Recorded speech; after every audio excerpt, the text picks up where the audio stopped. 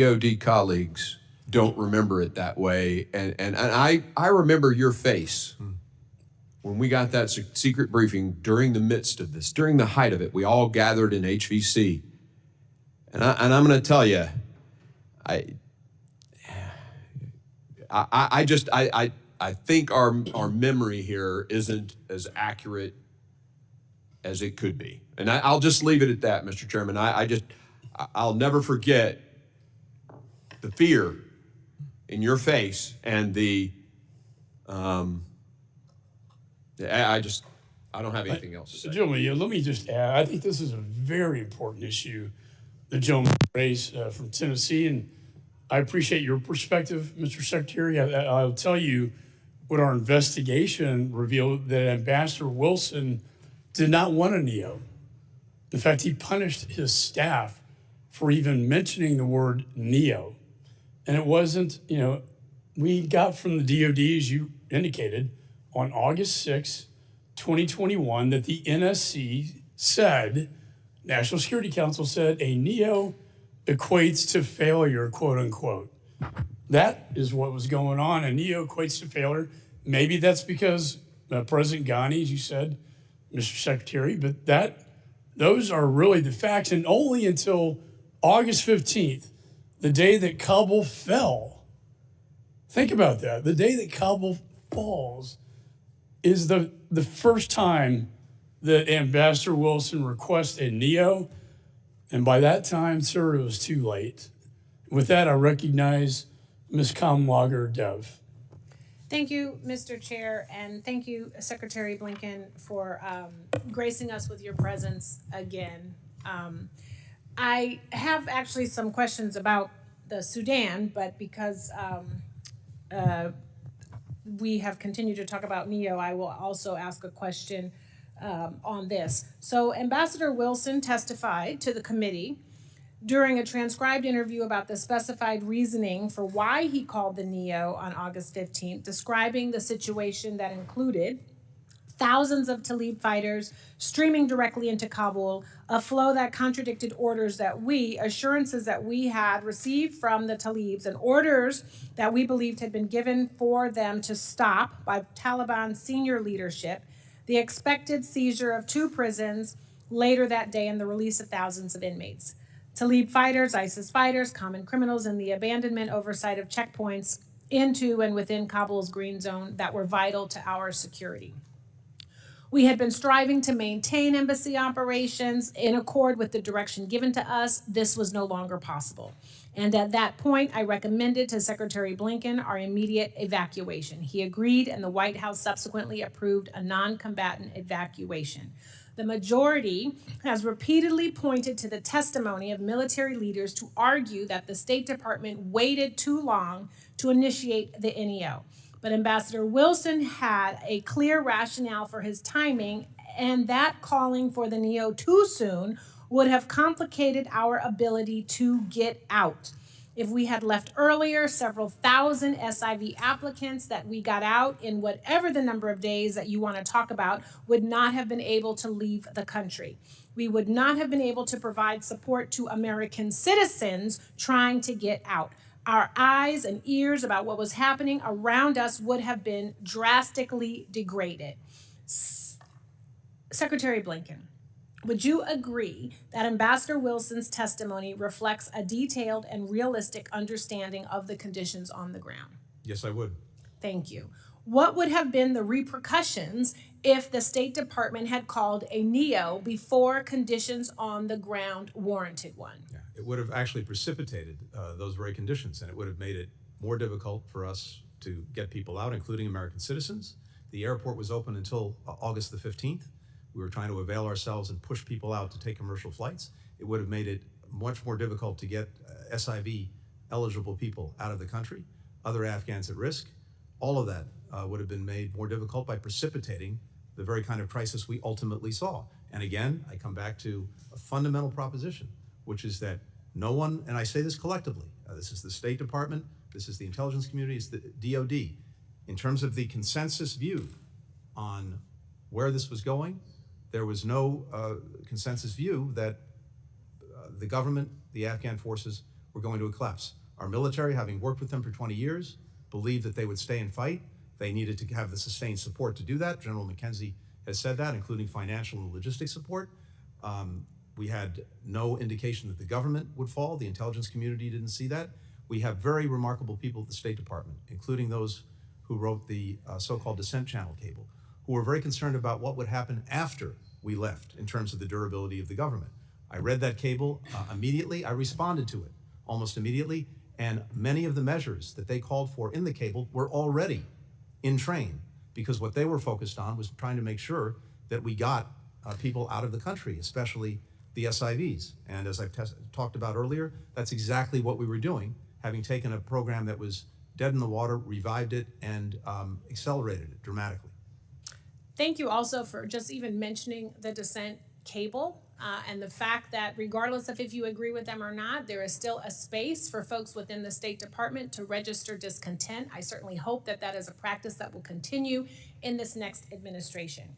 I would now like to ask in the few moments that I have left about the war in the Sudan, which is a catastrophic humanitarian crisis impacting innocent civilians. I think it is a moral outrage. Over 150,000 have been killed, 11 million have been displaced. The evidence of genocide in Darfur is significant, and I believe an official genocide determination against the RSF and allied militia is long overdue. Why has the administration refrained from making a genocide determination, and do you intend to come to a decision about a determination before the end of this year? First, very quickly, you're right to put a spotlight on Sudan. It's the worst humanitarian situation in the world by far, by orders of magnitude. We're working intensely to try, of course, to bring an end to it, but in the first instance, to get assistance to people who desperately need it. We've made some progress on that in the last few weeks with both the SAF and to a lesser extent with the RSF. But in terms of atrocities, war crimes, genocide, we've been making determinations already about atrocities and war crimes. We're looking at the question of genocide, whether we complete that review in the time that we have. I can't. Trying to be respectful. Generally, time's expired. Let me just, if I could comment, I mean, you did not see it coming. I've heard that over and over. Perhaps we were getting different intelligence briefings, but I certainly saw it coming, and your own employees in the embassy saw it coming when they sent the descent cable to you, a cry for help that Kabul's falling and the embassy will fall soon. And I don't know how you can say that, honestly, sir, with a straight face. The chair recognizes Mr. Heisinger. Thank you, Mr. Chairman, and appreciate your work as leading this committee. But Secretary Blinken, how many U.S. citizens are still in Afghanistan? I can't give you an exact number because we never know for sure. There are several. Do you believe they're all voluntary? I think you're going to start to say there's several thousand. No, I believe that any American citizens who are left, there are several, as is noted before, who have actually been detained. These are people who went there after the evacuation for one reason or another, have been detained by the Taliban. We're working every day to get them out. Are you, hold on a second. Are you saying that the only people detained are those who went after the evacuation? I'm saying the ones that we know of who are detained and that we're actively working. We can clue you in. I got to give you credit. You are successful in doing this. You have completely pulled me off of what I was going to ask you about, much to my staff and everybody else's chagrin. But the crap that you were throwing out here about this is unbelievable. I will tell you, I was in that same briefing when you said that you thought there was, quote, several hundred citizens who were staying in Afghanistan voluntarily. My caseworker had 185 individuals alone in my district, the 4th District of Michigan, that were asking us for help to get out, including those who did make it to Hkaya and were beaten by the Taliban and were known by the U.S. troops. And the troops that are being shown up here, including one of my constituents who I've referred to as Jose and Carlos and Juan and various things, because I haven't wanted to use his real name at his request, who was blown up and injured and knew every single one of those Marines and those Navy corpsmen up there on that screen right now. They have not gotten satisfactory answers. And I will tell you, Secretary Blinken, that we have citizens there who are not there voluntarily, And they want to get out, and this State Department has utterly failed them. Failed them. Congressman, if there are citizens that you have identified that have been in communication with you and that want to get out, please, if you haven't already, share that information with us. We've shared it. We'll share it again, and we'll keep asking. And we're happy to sit down and go through each at of those sometimes cases. at some point the exercise in futility gets a little frustrating as a member, Secretary Blinken, when it does not feel like you're answering Mr. Green's questions or Mr. Warren's questions, or you're going to have a couple of other military folks who were there, had friends there. Well, I had a friend who was in Doha, and he's telling me that there was no damn plan to have all of those planes divert to Doha. So they got caught flat-footed. There was no place for them to go. It was a bungled exit. So I have to hit on a couple of the things that I have here, and I'm going to try to truncate this. Recent report by Inspector General of Afghan Reconstruction, John Sepko, found since August of 2021, implementing partners of yours from the State Department have paid at least $10.9 million in U.S. taxpayer funds to the Taliban in form of taxes, fees, and duties. In fact, the SIGAR noted that while conducting its investigation, your State Department repeatedly refused to cooperate. They then requested that the State Department attest to that it had distributed a questionnaire to all the relevant implementing partners, that responses were not altered, and that no attempts were made to influence the implementers' responses. However, at the time the report was published, your department refused to sign the attestation. Mr. Secretary, did you instruct your employees to obstruct the SIGAR investigation of U.S. tax dollars going to the Taliban? And since then, has that changed? To the contrary, we've done everything possible to cooperate with SIGAR. 13,000 staff hours dedicated to this. Why would the Inspector General say? Is the Inspector General lying? SIGAR, in its report of, I believe, in 2023, said that the department was cooperating with SIGAR.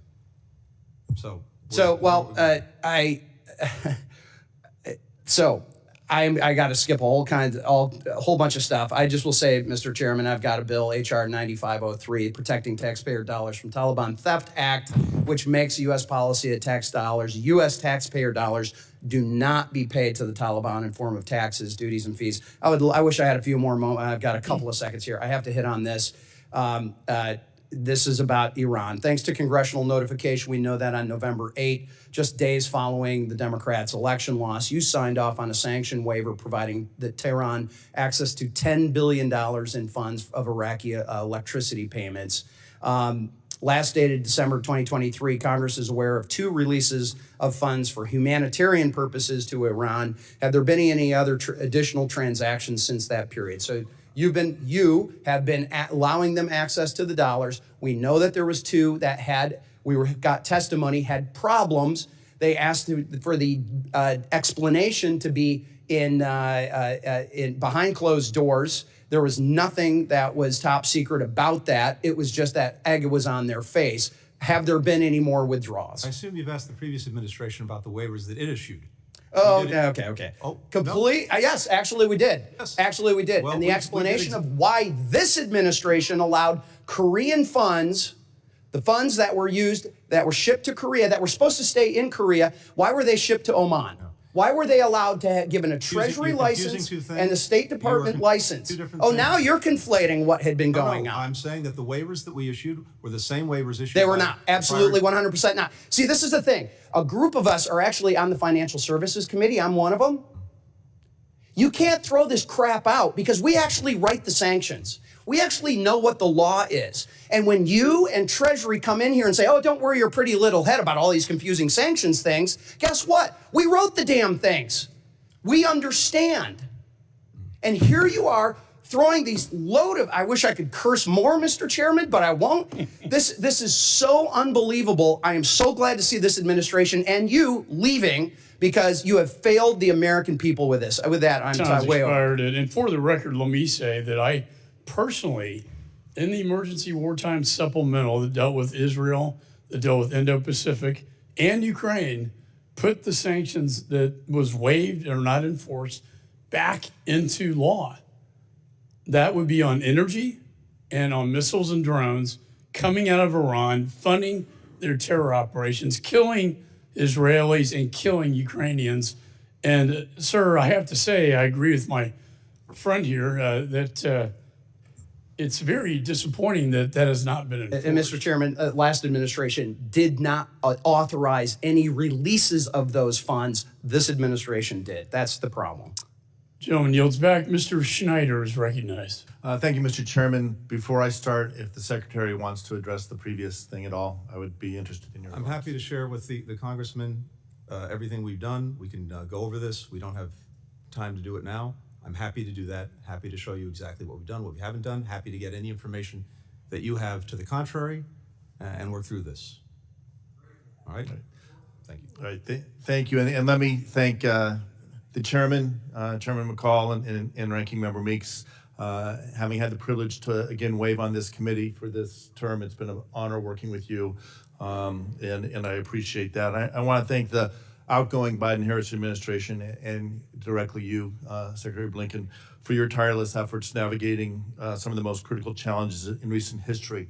I looked up the definition of the Drake Passage, why it's so treacherous, and it's unimpeded currents, large waves, strong waters, frequent storms, rough and unpredictable seas. You have navigated, I think, exactly that, rough and unpredictable seas. And as has been said even by the chairman, our relationships with NATO, our relationships in many places around the world are stronger. I also, earlier there was talk about President Biden's legacy vis-a-vis Israel. And I think it is a defining element. Fact of the matter is, since the invasion by Hamas on October 7th last year, President Biden has stood with Israel longer than any president in United States history, ensuring Israel's security and strengthening its position in a very dangerous neighborhood. As you noted, he was the only president to visit Israel during a time of war. Not just the first, but the only. He supported Israel in immeasurable ways, including sending aircraft carrier, thwarting not one, but two attacks from Iran. And today, as we sit here, there are still talks, as the chair of the Abraham Accords, there are talks of bringing peace to the region, putting on a better course. No one has worked harder than I in trying to make sure we get aid into and throughout Gaza. I hope we can find a path to continue to move it in a better direction. Turning to the topic at hand, the majority's partisan report recommended Congress pass legislation to require certain dissent channel messages be shared with the Secretary of Defense, the intelligence community, other relevant agencies, and the chairs and ranking members of the congressional committees.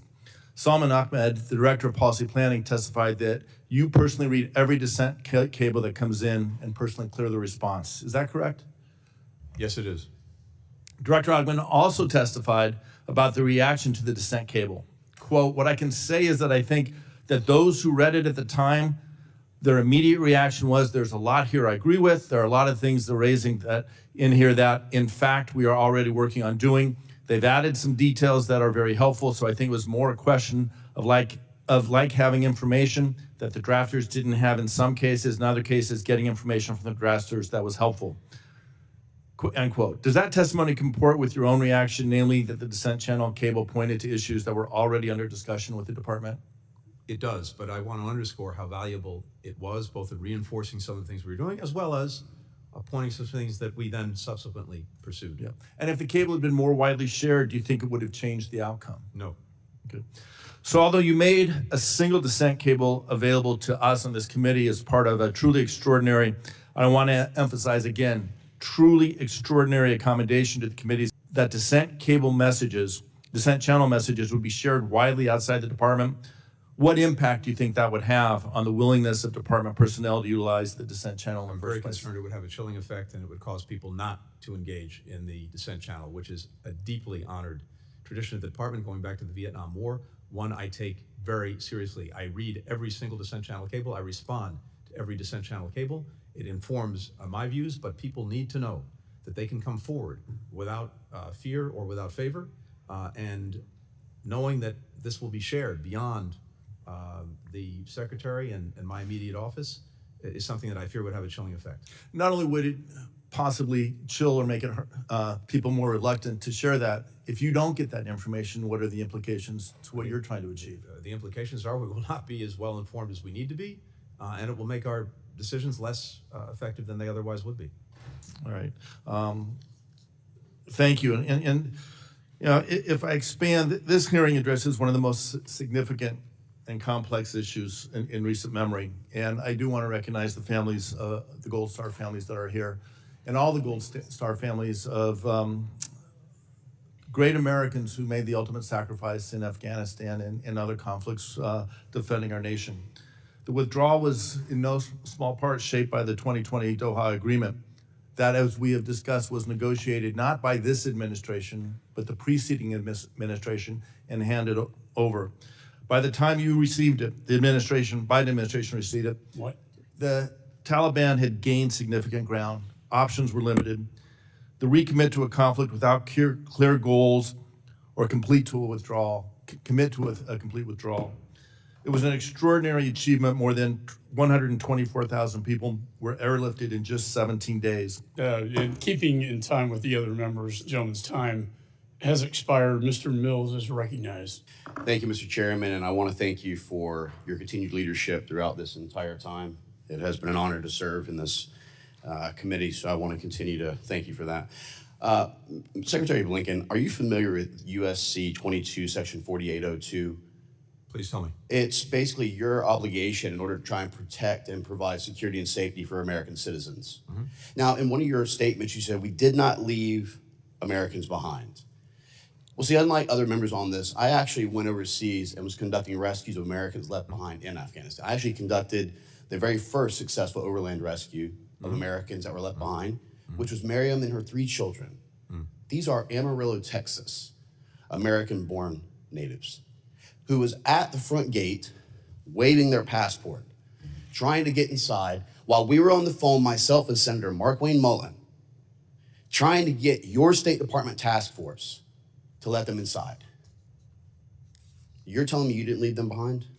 I'm telling you, Congressman, that we got every American out that we could, and when we got completed the evacuation, I said we're not leaving anyone behind. We're to keep doing this until we get every American who says they want to leave and identify themselves to us out. And as I you also said, though, 500 that, between. well, I'm reclaiming my time. You also told Congressman Davidson that the U.S. government was not blocking aircraft. Is that correct? I have no knowledge of the U.S. government. Yet my aircraft, who had 5 approved PPRs, which are prior permission required landings, to HKIA to rescue 28 Americans, was denied 5 times, saying that it was at the behest of the Department of Defense and the Department of State to prevent us from coming in to rescue Americans. That was what was told to us over the radio from the ATC towers. But yet, to your knowledge, no one was being blocked. Let me tell you, that is a farce and it's a complete lie. I'll also tell you that in a NEO, State Department does not take ultimate control once it is declared. It's the Department of Defense who actually is supposed to, yet your task force still try to hold operational control, which led to a lot of disruption, and that has been reported multiple times by commanders on the ground. Yeah, so I will tell you, I'm gonna finish, sir.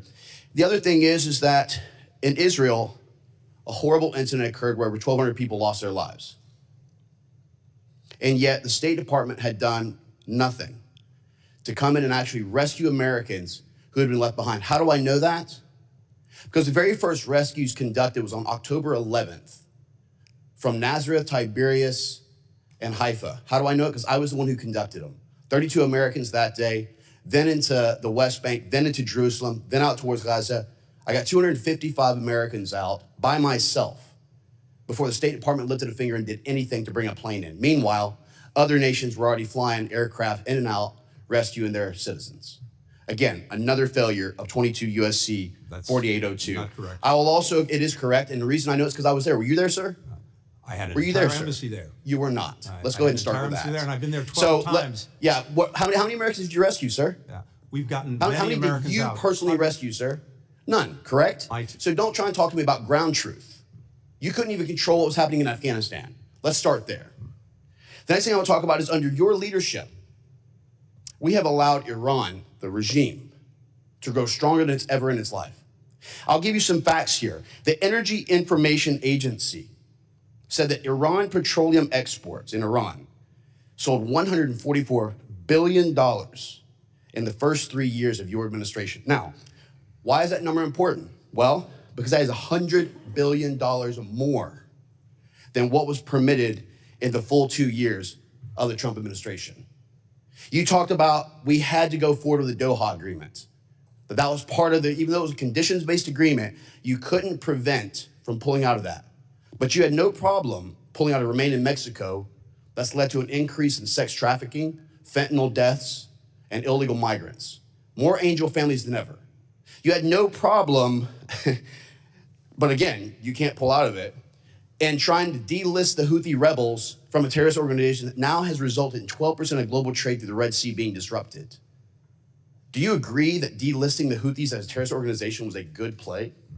In terms of making sure that humanitarian assistance could get to the people of Yemen and that the Houthis were designated under multiple other So authorities, endangering American citizens while now that they're getting increased attacks as a result of your actual failures. And I can tell you with absolute clarity, sir, reclaiming my time, I can tell you with absolute clarity that Hezbollah got stronger while you were in office. Hamas was funded because of your failures to be able to impose necessary sanctions so that the Iranian regime couldn't continue to fund. I'm still talking, Mr. Secretary. You've had your time. You've had 4 years to destroy this nation. You and this administration. I will tell you with absolute certainty, sir, that America is better off with you not in office. That the Iranian regime will now finally start to weaken with stronger sanctions and with us being able to do our jobs for the Iranian people who are actually trying to lead a free democracy. I can tell you that Hezbollah, Hamas's leadership under Sinwar would not have been eliminated if they would have listened to Israel to what Biden had advised, which is ceasefire and stop.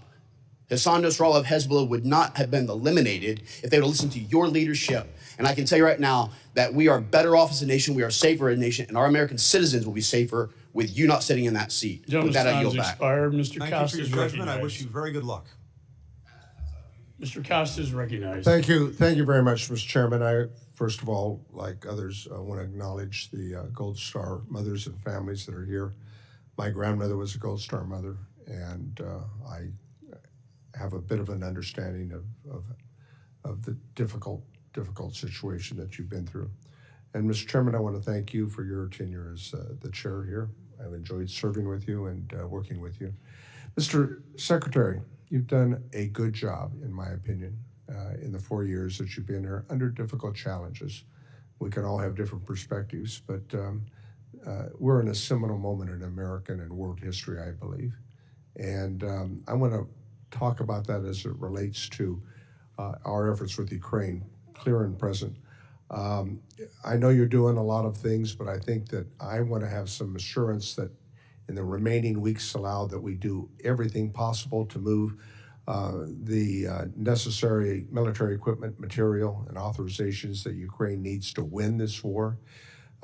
With that in mind, there's a transfer currently, and I think you have the information, your staff does, of a dozen Black Hawk helicopters from the United States.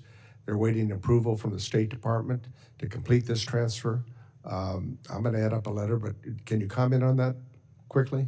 Congressman, I can't speak to a specific transfer. I can just tell you that we are trying to push out the door everything we possibly can to make sure the Ukrainians have everything they need to deal with the ongoing aggression. We continue to do drawdowns, and I signed off on another one as recently as a day ago. I can't speak to the specifics, but I can tell you we're making sure that Will you get back every to us as dollar it that has relates been to these- authorized and appropriated, we're using. These 12 Black Hawk helicopters, you have the information. I'm happy your to come office back to does, you on that. And please do. How about with other efforts in terms of the money that's been appropriated, that we ensure that Ukraine is in the strongest possible position? Yes. It's not clear to me what this next administration is going to do, and I think that it's incumbent upon us to keep our promises and also to maintain that leadership with our. And it's been an honor. It's probably been the honor of my entire congressional career, 20 years, to serve as your chairman on both sides of the aisle, Republican and Democrat. I'm extremely proud of everything that we've accomplished, most of it on a bipartisan basis. We've been the most productive committee in the 118th Congress. And I want to thank Mr. Meeks, my ranking member, but he's more than that. He's more than a colleague. He's my partner and friend. We've worked together on matters of foreign policy, national security. Most of the time we agree. And when we don't, we agree to disagree civilly. And that's the way it should be. And I would say I'm going to miss you, but I'll be around. I'll still be known as Mr. Chairman, and I plan to be a voice of reason in the next Congress, and also a strong voice on national security, sir, and foreign policy. And sir, I want to thank you for your service as well. And I know you're getting ready to go to the Middle East with the fall of Assad in Syria, which I believe brings great opportunities to the United States, but also our allies around the world for freedom and democracy.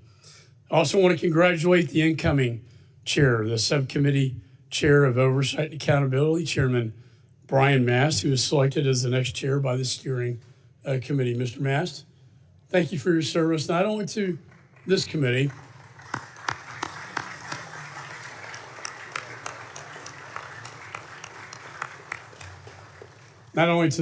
but to the nation, your service in Afghanistan, your sacrifice that we all know every time we see you. I pledge my support to you, and I hope we're going to work hand in glove in the next Congress to do good things. And congratulations to you. Finally, 5 o'clock will be a get-together to rename this committee hearing room as the Benjamin Franklin Committee hearing room, and it will also be a Christmas party and also my farewell address to the committee. So I hope to see all of you there. And with that, I'd like to begin this hearing. Mr. Secretary, I'm pleased that you are here today. And over the last 4 years, we've enjoyed I think, cordial relationship. We've worked together on many, many issues of great importance. However, today, your appearance here today, and I have to be honest with you, it comes after 6 months after I've requested your testimony following my comprehensive report into the catastrophic withdrawal from Afghanistan. I have constitutional authority, and I have that constitutional authority that I, as chairman, am responsible for. And I also have a responsibility to the American people and to the 13 servicemen and women who died, and all the many other service members who died, and the Afghan allies left behind who died, and the women who were left behind. This, under Article 1 of the Constitution, is Congress's greatest role of oversight and transparency. I would have to say I've been disappointed that you've ignored my request for your testimony, forcing me to subpoena you not once, but twice. And rather than accept my good faith efforts to accommodate your schedule, you failed to show up for your September hearing. And I don't like this probably any more than you do, but while your presence here is duly noted, you are showing up only after violating a congressional subpoena, triggering consideration of a resolution holding you in contempt of Congress. I've been more than accommodating during the process, but you and your staff have fought this committee every step of the way. The fact that you're here today on one of the last weeks of the 118th Congress clearly demonstrates my commitment to this critical issue, even in the face of persistent delays. You insist you have appeared before Congress 14 times, but the truth be told, that number is really misleading. You've not appeared once during my chairmanship to testify about the disastrous Afghanistan withdrawal before this committee. Twice you have appeared on the budget. And as the head of the State Department, it was your duty to appear before this committee to inform us about legislative solutions to the issues outlined in my Afghanistan report so that this never happens again. My only goal has been to work together with you, sir, to help prevent that such another catastrophic event, to prevent that from ever happening again. Instead, you prioritized this administration's political agenda, touting the failed withdrawal as a success. On April 14th, 2021, President Biden announced his decision to withdraw from Afghanistan, no matter what the cost, go to zero, were his words. As Secretary of State, you were entrusted with the protection of American interests and citizens overseas. You ignored the Taliban's violations of the Doha Agreement. You ignored objections by our NATO and Afghan allies. You ignored the security risk in keeping the U.S. Embassy in Kabul open, despite warnings from our top military advisors. You ignored the warnings of collapse by your own personnel, as evidenced by the July 2021 descent channel cable, one that I call a cry for help that was unanswered. And now, tragically, more than 3 years after this administration's disastrous withdrawal, you're finally here to take responsibility. Mr. Secretary, I've reviewed thousands of pages of documents produced in discovery by the State Department. I've conducted 18 transcribed interviews, led 8 hearings on the Afghanistan withdrawal. I do not take the issue of subpoenas lightly, but today's hearing, your department provided these only after the committee was forced to use its oversight powers. My comprehensive investigation reveals that President Biden's unconstitutional surrender to the Taliban, that you had plenty of opportunity to plan for the inevitable collapse of Afghanistan. Instead, even with the warning bells sounding loudly, ringing loudly, you denied the imminent and dangerous threats to American interests, American citizens, and our decade-long Afghan partners. All the while, the Taliban captured province after province on their march to Kabul. And rather than step up as America's chief diplomat, you delegated this responsibility. And as the Taliban Kabul was surrendered to the Taliban on August the 14th, 2021, you, sir, were vacationing in East Hampton, New York. I do not say that with delight. I say that as a fact. Mr. Secretary, to preserve optics, you sacrificed the safety and security of our service members, diplomats, citizens, and allies. You treated terrorists as diplomatic partners and created an environment ripe for chaos. And on October 26, 2021, an ISIS-K terrorist detonated a suicide bomb at the Hamad Karzai International Airport, murdering 13 heroic U.S. service members and over 170 Afghan civilians. My heart goes out to the Gold Star families, and I pray for them every day. Every day I've been chairman of this committee.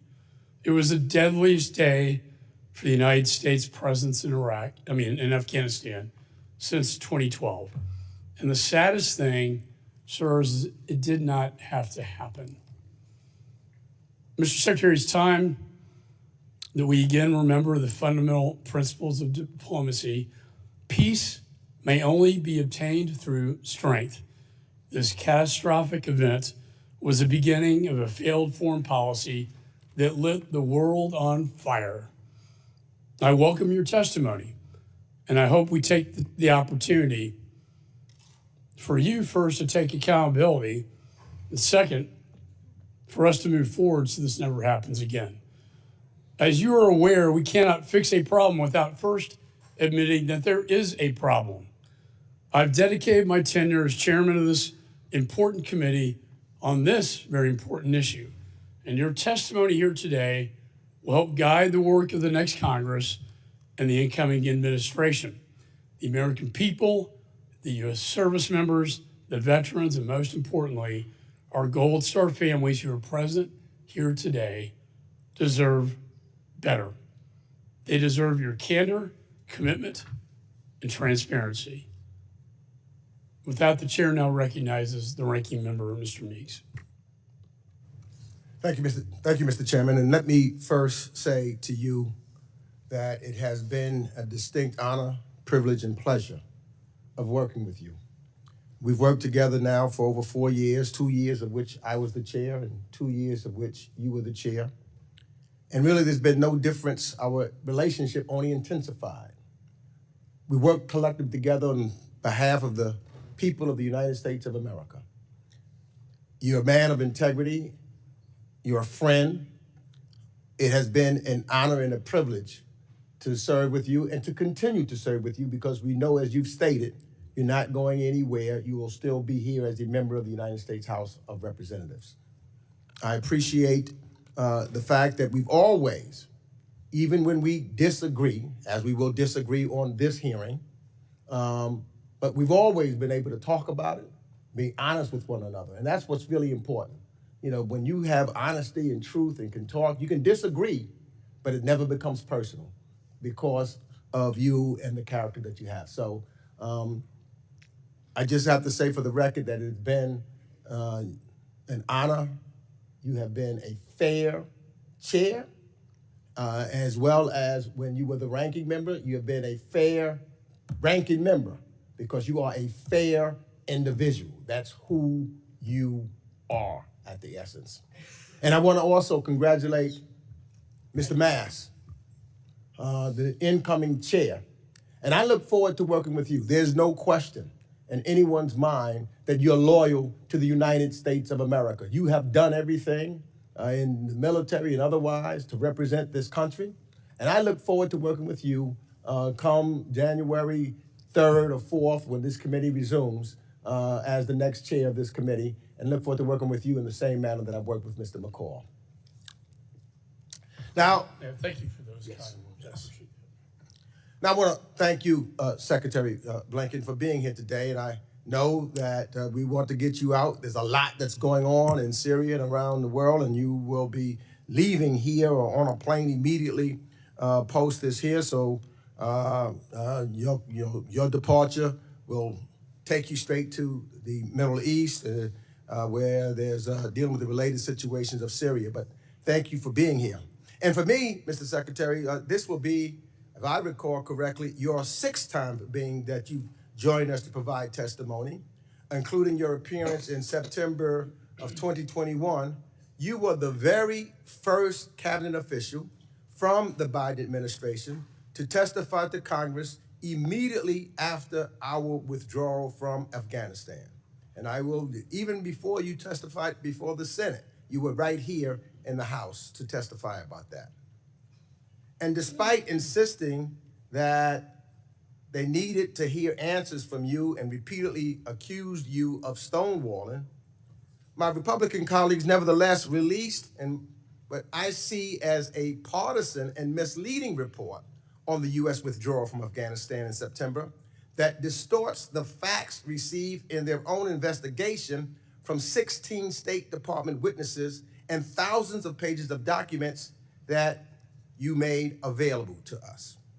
Sadly, on this brand, as I have pointed out at every term and every hearing, the Republicans' so-called investigation has been nothing but a cudgel aimed at partisan politics, in my opinion, to claim now that it's aimed at a real and legislative purpose when I don't see any tangible. They have not introduced a single bill. There's not been a bill at all introduced from this investigation. But there is perhaps no better example on how dishonest and I would say politically motivated this exercise has been than how the Republicans misled the public on the ISIS attack at Abbey Gate.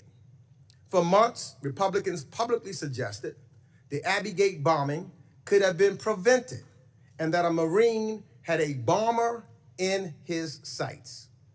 Privately, however, they received information from the Department of Defense's investigation dating back as far as February of 2022, and again reinforced in April of 2024, findings that the bomber and the person the Marine identified were 2 different people, and that the attack was not preventable.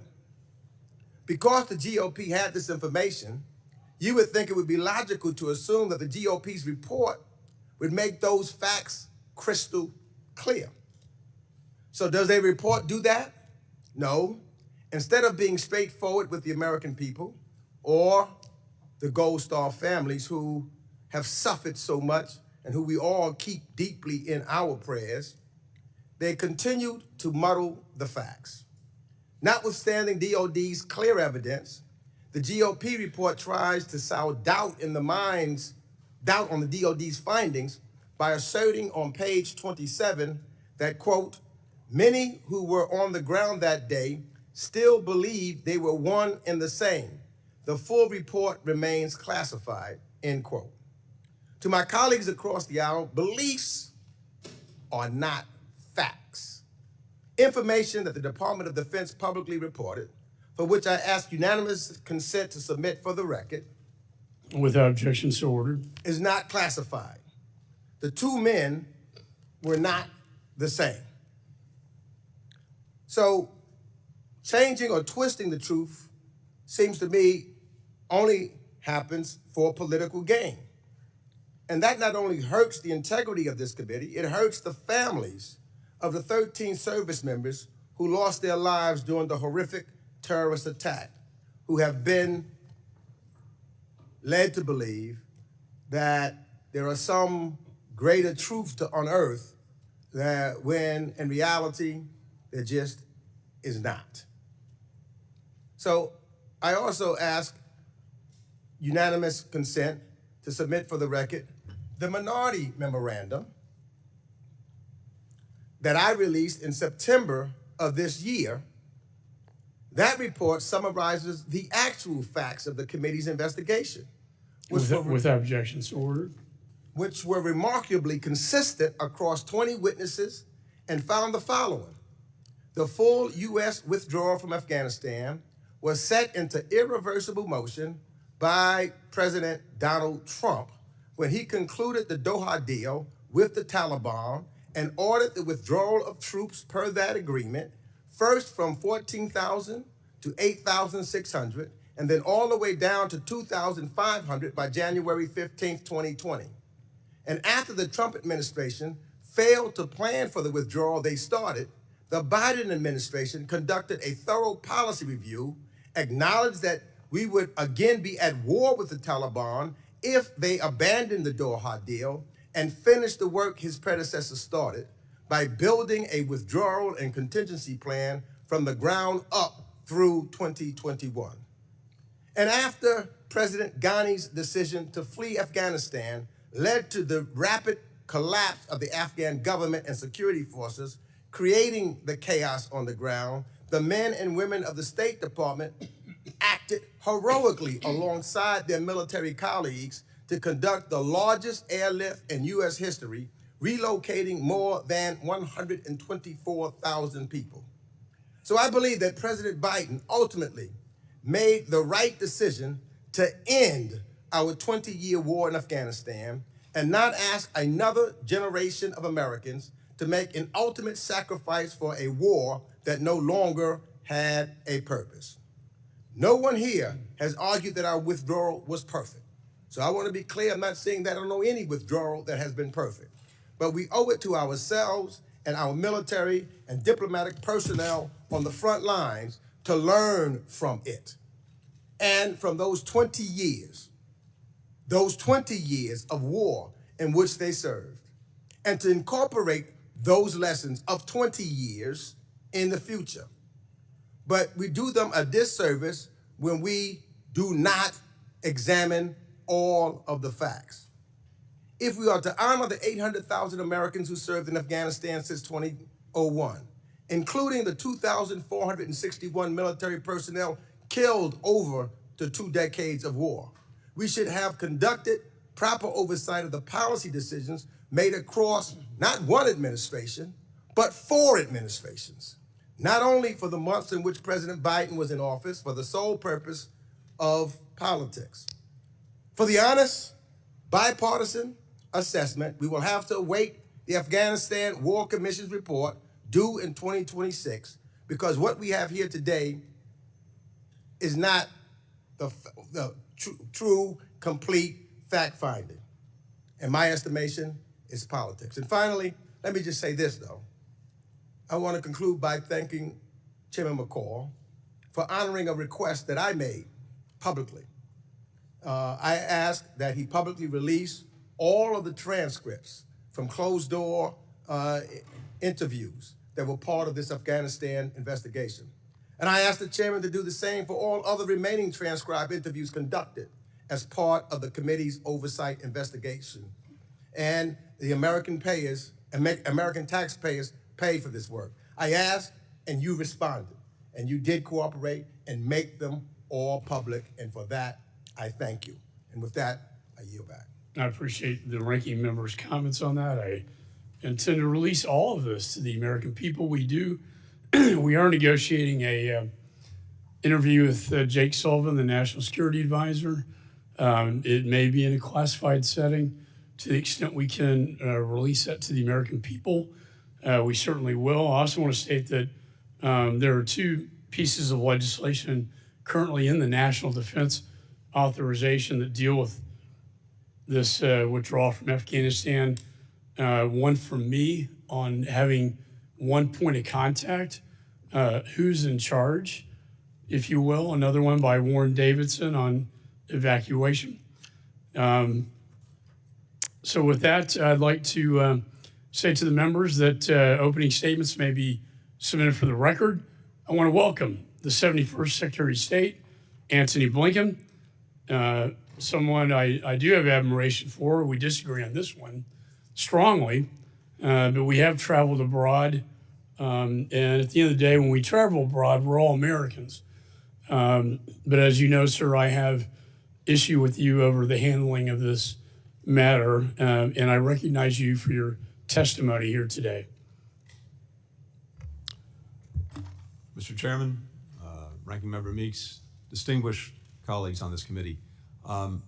First of all, let me just say I have very much appreciated working with you these past 4 years, working with the ranking member. I think we've done good and important things together. Antony Blinken, Secretary of Genocide, Butcher of Gaza. 258, we have a disruption. Remind the audience members, disruption of committee proceedings is against the law. Holding up signs or making verbal outbursts during the proceedings is disruptive and will not be tolerated. Any disruption will result in a suspension of the proceedings until the Capitol Police can restore order. This includes the raisings of hands and other forms of disruption. With that, I now recognize the Secretary. Thank you, Mr. Chairman. And just to say how much I've valued and appreciated working with you these past 4 years, the dialogue that we've had, including with this committee, where we've agreed, where we've disagreed, including on Afghanistan.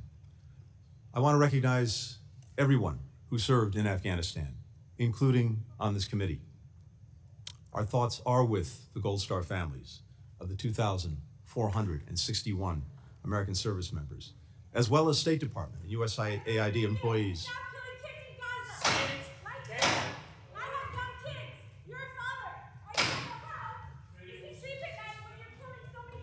Committee will suspend while the Capitol Police restore order to this committee. The gentleman will continue. As I said, our thoughts are with all of the Gold Star families. They're with the State Department and USAID employees who lost their lives over the course of 20 years of our military involvement in Afghanistan. And I think today especially of the 13 heroes that we lost at Abbey Gate, and I deeply regret that we did not do more and could not do more to protect them. And to those families who are here with us today, you're in my thoughts, in my prayers. I wish that Nicole was here with us today. I'm deeply sorry that she's not. I'm also deeply grateful to the dedicated professionals from the State Department, from the Defense Department, from across the government, from civil society, other partners who did so much to support the people of Afghanistan over those 2 decades. You scum! The blood of your victims will sweat. Committee will come to order. We will never let you forget. Committee will suspend while the Capitol Police restore order. Fucking slacker! Committee will come to order.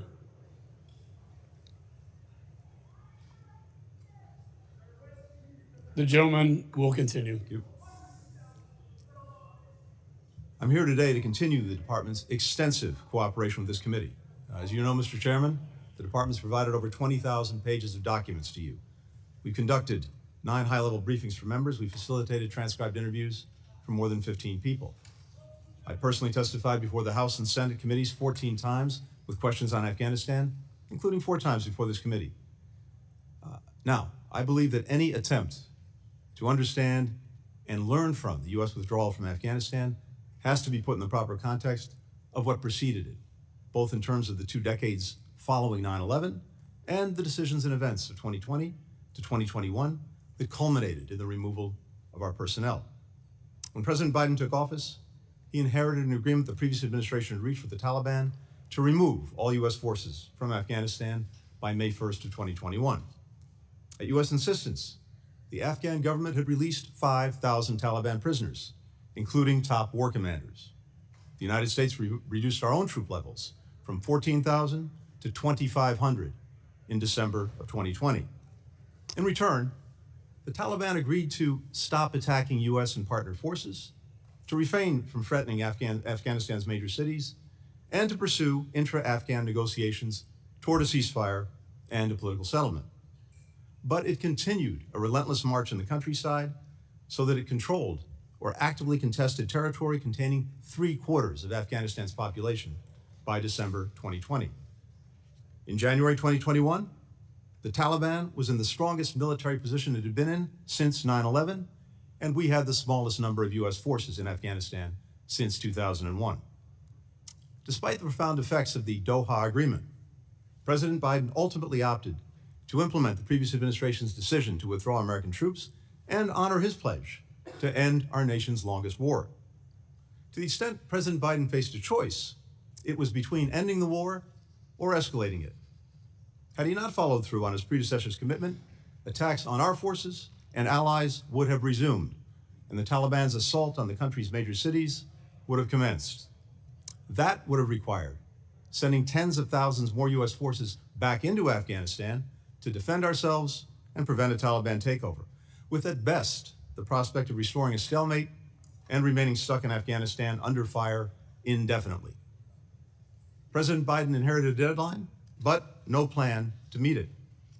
At his direction, beginning in the spring of 2021, the administration, and the State Department in particular, engaged in extensive planning for a whole range of outcomes. We pursued a sustained campaign to urge any Americans in Afghanistan to leave. We restarted and dramatically increased resources to what had been a moribund special immigrant visa program to bring Afghans who had worked by our side over 20 years to the United States. Even the U.S. government's most pessimistic assessments did not anticipate that the Afghan government and security forces would collapse so rapidly in the face of Taliban advances. Nevertheless, because of the administration's extensive interagency planning and coordination, when Kabul fell on August 15th, the United States was able to evacuate our embassy and relocate our diplomats to the airport within 48 hours, and then conduct the largest airlift in U.S. history, helping approximately 120,000 Americans, Afghans, and citizens of allied nations depart Afghanistan in just 2 weeks. In the 3 years since the end of our country's longest war, all of us, including myself, have wrestled with what we could have done differently during that period and over the preceding 2 decades. I asked retired Ambassador Dan Smith, one of our most senior diplomats, to lead an after-action review of the State Department's actions between January 2020 and August 2021. In response to Ambassador Smith's report, the department has taken more than 40 concrete initiatives and identified steps to guide our response to future crises. The actions we've taken have already made a difference in subsequent emergencies, including in Sudan, in Israel, in Lebanon. Even as we work to address the places where we fell short, I firmly believe the President's decision to withdraw from Afghanistan was the right one. American troops are no longer fighting and dying in Afghanistan. The American people are safer and more secure. In fact, many of the most pessimistic predictions have been thoroughly disproven. We were told Afghanistan would once again become a haven for terrorists, and that, as the majority report contends, we would be all but blind to the situation on the ground. In fact, Al-Qaeda, the group that attacked us on 9/11, has not regrouped in Afghanistan. And in August 2022, we launched a precision strike in downtown Kabul that took out its leader, Ayman al-Zawahiri, with no American boots on the ground. We were told that our allies would no longer trust us. Well, having just returned from more NATO meetings in Brussels and my 20th trip to the Indo-Pacific as Secretary of State, it's clear that our alliances, our partnerships, are stronger today than they've been in a generation.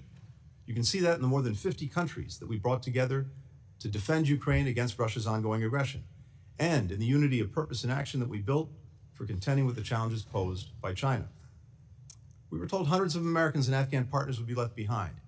Yet today, every U.S. citizen who told us that they wanted to leave during the evacuation has now had the opportunity to do so. And to those Americans who entered the country since August 2021 and have been detained by the Taliban, we will not rest until we bring you home. Since September 2021, the administration has resettled more than 185,000 Afghans. We've approved or welcomed to the United States more than 68,000 Afghans under the Special Immigrant Visa Program. That is nearly half of all of the SIVs issued since the program's inception in 2009. This is a profoundly difficult period for the Afghan people, especially Afghanistan's women and girls. But I believe the final chapter has not been written on Afghanistan. Just last week, I had the chance to be with many partners who supported the evacuation effort, including members of Congress. We were joined by a resilient and resourceful young woman who left Afghanistan in August 2021 and is now an aerospace engineering student at MIT. She aspires to be the first Afghan woman astronaut. In part because of our two-decade commitment to Afghanistan, there are many more women who have the opportunity to go to school, to connect with the wider world, to imagine a different life for themselves. And these women, their experiences, their hopes, will, I know, one day help pave a path to an Afghanistan where all people can actually choose their own futures. Thank you. Thank you, Mr. Secretary. I personally, and other members, we got 4 busloads of girls at the American School of Music out after Abigate, who are now in Portugal. They performed at Carnegie Hall and the Kennedy Center. But there are many women, unfortunately, who are now enslaved under Sharia law by the Taliban. I now recognize myself for questions. Mr. Secretary, in September of this year, your State Department's Inspector General revealed that Embassy Kabul, under your leadership, abandoned, quote, sensitive security assets, unquote, during the deadly Afghanistan evacuation. Those lethal assets included firearms, armored vehicles, and other weapons. Your IG concluded the embassy left them intact for the Taliban. And if that wasn't bad enough, documents, classified documents, many that I subpoenaed, also reveal that you left behind droves of the embassy's, again, classified documents to the Taliban. Your own diplomats described desperate attempts to burn documents on the rooftops and in the embassy while helicopters took off the embassy's roof, very reminiscent in my younger life of Saigon. All because the administration failed to prepare. Finally, your chief of mission kicked out the embassy's Afghan employees from HKIA, telling them to come back later, leaving them to the Taliban, who never made it back, who never survived, who we gave our trust to that we would protect them. You left weapons behind to the Taliban, classified documents to the Taliban. You left behind embassy employees to the Taliban. And now 3 years later, your own IG, Inspector General, concluded that your State Department has been unwilling and unable to learn from its mistakes. My question is, have you read the IG report and have you held your own State Department accountable? Mr. Chairman, first, with regard to the documents, we have in place at every embassy, including in Afghanistan, a process by which sensitive documents are destroyed in the event of an evacuation and shutting down the embassy. We began that process on August the 1st, and then when we got to August the 12th, before the collapse of Kabul, we proceeded with the emergency destruction of all of the remaining sensitive documents.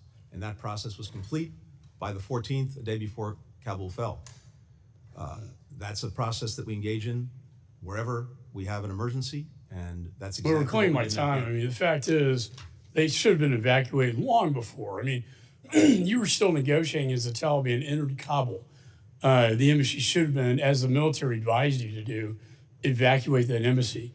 Let me ask you this. When President Biden announced his unconditional surrender to the Taliban on April the 14th, 2021, you demanded that Embassy Kabul remain open, no matter what the cost. Your personnel opposed that. In fact, they did so in a cable dissent that we were able to get from you in our discovery process, a cry for help. The chairman of the Joint Chiefs to the CENTCOM commander, Millie McKenzie, said this was a fundamental mistake, a fatal flaw, and their biggest regret is keeping the embassy open despite the advice of your own people on the ground and military advisors. Why did you do that? Very simply, because no one anticipated that the government and the Afghan armed forces would collapse as quickly as they did. We anticipated, and every intelligence assessment that we had anticipated, that Kabul would remain in the hands of the government and the hands of the Afghan armed forces through the balance of the year. And I mean, reclaim my time because I want to say. Let me finish. I will let you finish. The chairman of the Joint disagree with that Chiefs, comment. Mark Milley, said, "Nothing I or anyone else saw indicated a collapse of the army or the government in 11 days. The DNI, Avril Haines, said, in the days leading up to the Taliban takeover, intelligence agencies did not see collapse as imminent. This unfolded more quickly than they anticipated, including in the intelligence community." Okay, reclaim my time. I hear what you're saying, that no one saw the collapse coming. However, I've read the dissent cable, your embassy personnel, that you provided to me, that they sent to you in July before the collapse in 2021, warning of Afghanistan's imminent collapse, fearing for their safety. You personally read this, sir, and cleared it. Your Deputy Secretary, Brian McKeon, testified before this committee that you took no step to answer the cries for help. And as you know, Secretary of State, you have a responsibility to protect Americans and diplomats. Mr. Chairman, that's incorrect. Why did you ignore the cries for help? Why did you leave this embassy open? And finally, who was in charge? Was it you or Mr. Sullivan? Because it seems to me you delegated all your responsibility on this. You had very little to do with it, and it was Jake Sullivan and the National Security Council at the White House calling all the shots. However, under law, sir, you're the captain of the ship. Mr. Chairman, that's incorrect on a number of counts, as is the report that I've read. First, when it comes to a NEO, the evacuation, that is a decision that's reached by the entire interagency and ultimately by the President. The State Department initiates it by asking the Department of Defense to proceed with it, but the decision itself is reached as a result of interagency deliberations. And we did not, as an interagency, and that includes the Secretary of Defense, the Chairman of the Joint Chiefs, the National Security Advisor, who's in the charge? President. This is going to help us legislate, no, this is sir. important. Were you in charge of this evacuation? I was in charge of the State Department. The government, the administration, was in charge of the evacuation. Specifically, the State Department and the Department of Defense together on any NEO work closely together with clearly assigned responsibilities, and that's exactly And what it we did. is the And statutory one called for that NEO responsibility, until sir, it was for you actually to issued. execute the plan, correct? The NEO. The NEO was plan. executed by the State Department and the Defense Department. And I would have to say, sir, waiting till the last minute is not executing a plan at all. And it led to the deaths of many Again, Americans Mr. Chairman, and Afghan people and Afghan allies. Mr. Chairman, the record reflects that, again, this decision was reached collectively. No one urged initiating the NEO until we decided to do it on the 14th. I think in my review of our investigation, there was so much confusion coming out of your embassy, coming from the top military advisors who told me, testified that they told you to close down that embassy in advance to protect Americans and American assets and classified is not documents. correct. They were left to the Taliban. You were in charge by law. You may have delegated this. I don't know. But to legislate moving forward, I need to know who was in charge. And that's why it is so important that Mr. Sullivan, the National Security Advisor, come before this committee and give his testimony about what the hell was going on during this disastrous evacuation. With that, I now recognize the ranking member. Thank you, Mr. Chairman. You know, I do recall a meeting here in the Capitol, bipartisan, downstairs, and we were meeting with President Ghani of Afghanistan. And we had talked to some folks, and President Ghani was very vehement that he was not going to leave Afghanistan. He was vehement that the Afghan troops were there and he would stay there, to all these members of Congress. And to everyone that I talked to from almost anywhere was clear that that was his position. No one knew that 1 week later, not 1 month, 1 week later, he would get on a plane and get out and all the troops were gone. Everybody at that moment in time was surprised.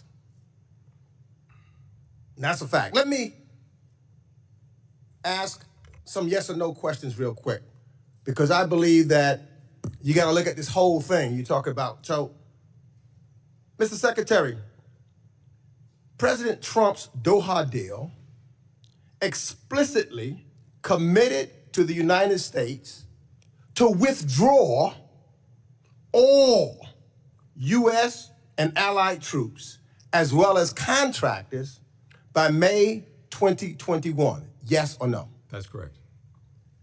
But the speed of that withdrawal, outside of an initial reduction to 8,600 troops, was not specified by the deal. Is that correct? That's correct. And despite that, President Trump unilaterally reduced the U.S. presence twice beyond that, leaving just 2,500 troops when President Biden took office. Is that correct? That is correct.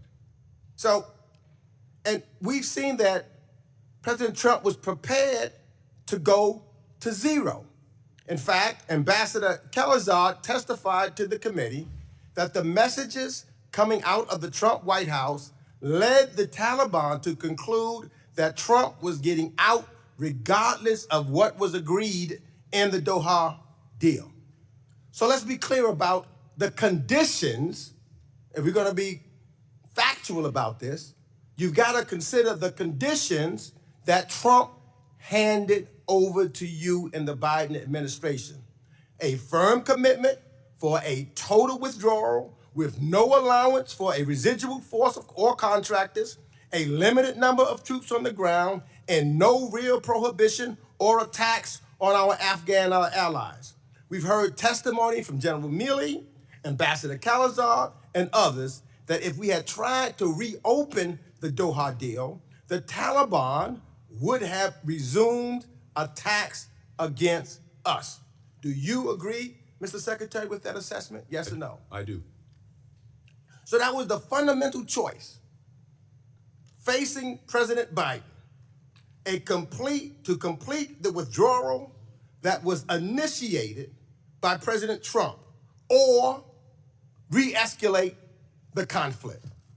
Is that correct? That is correct.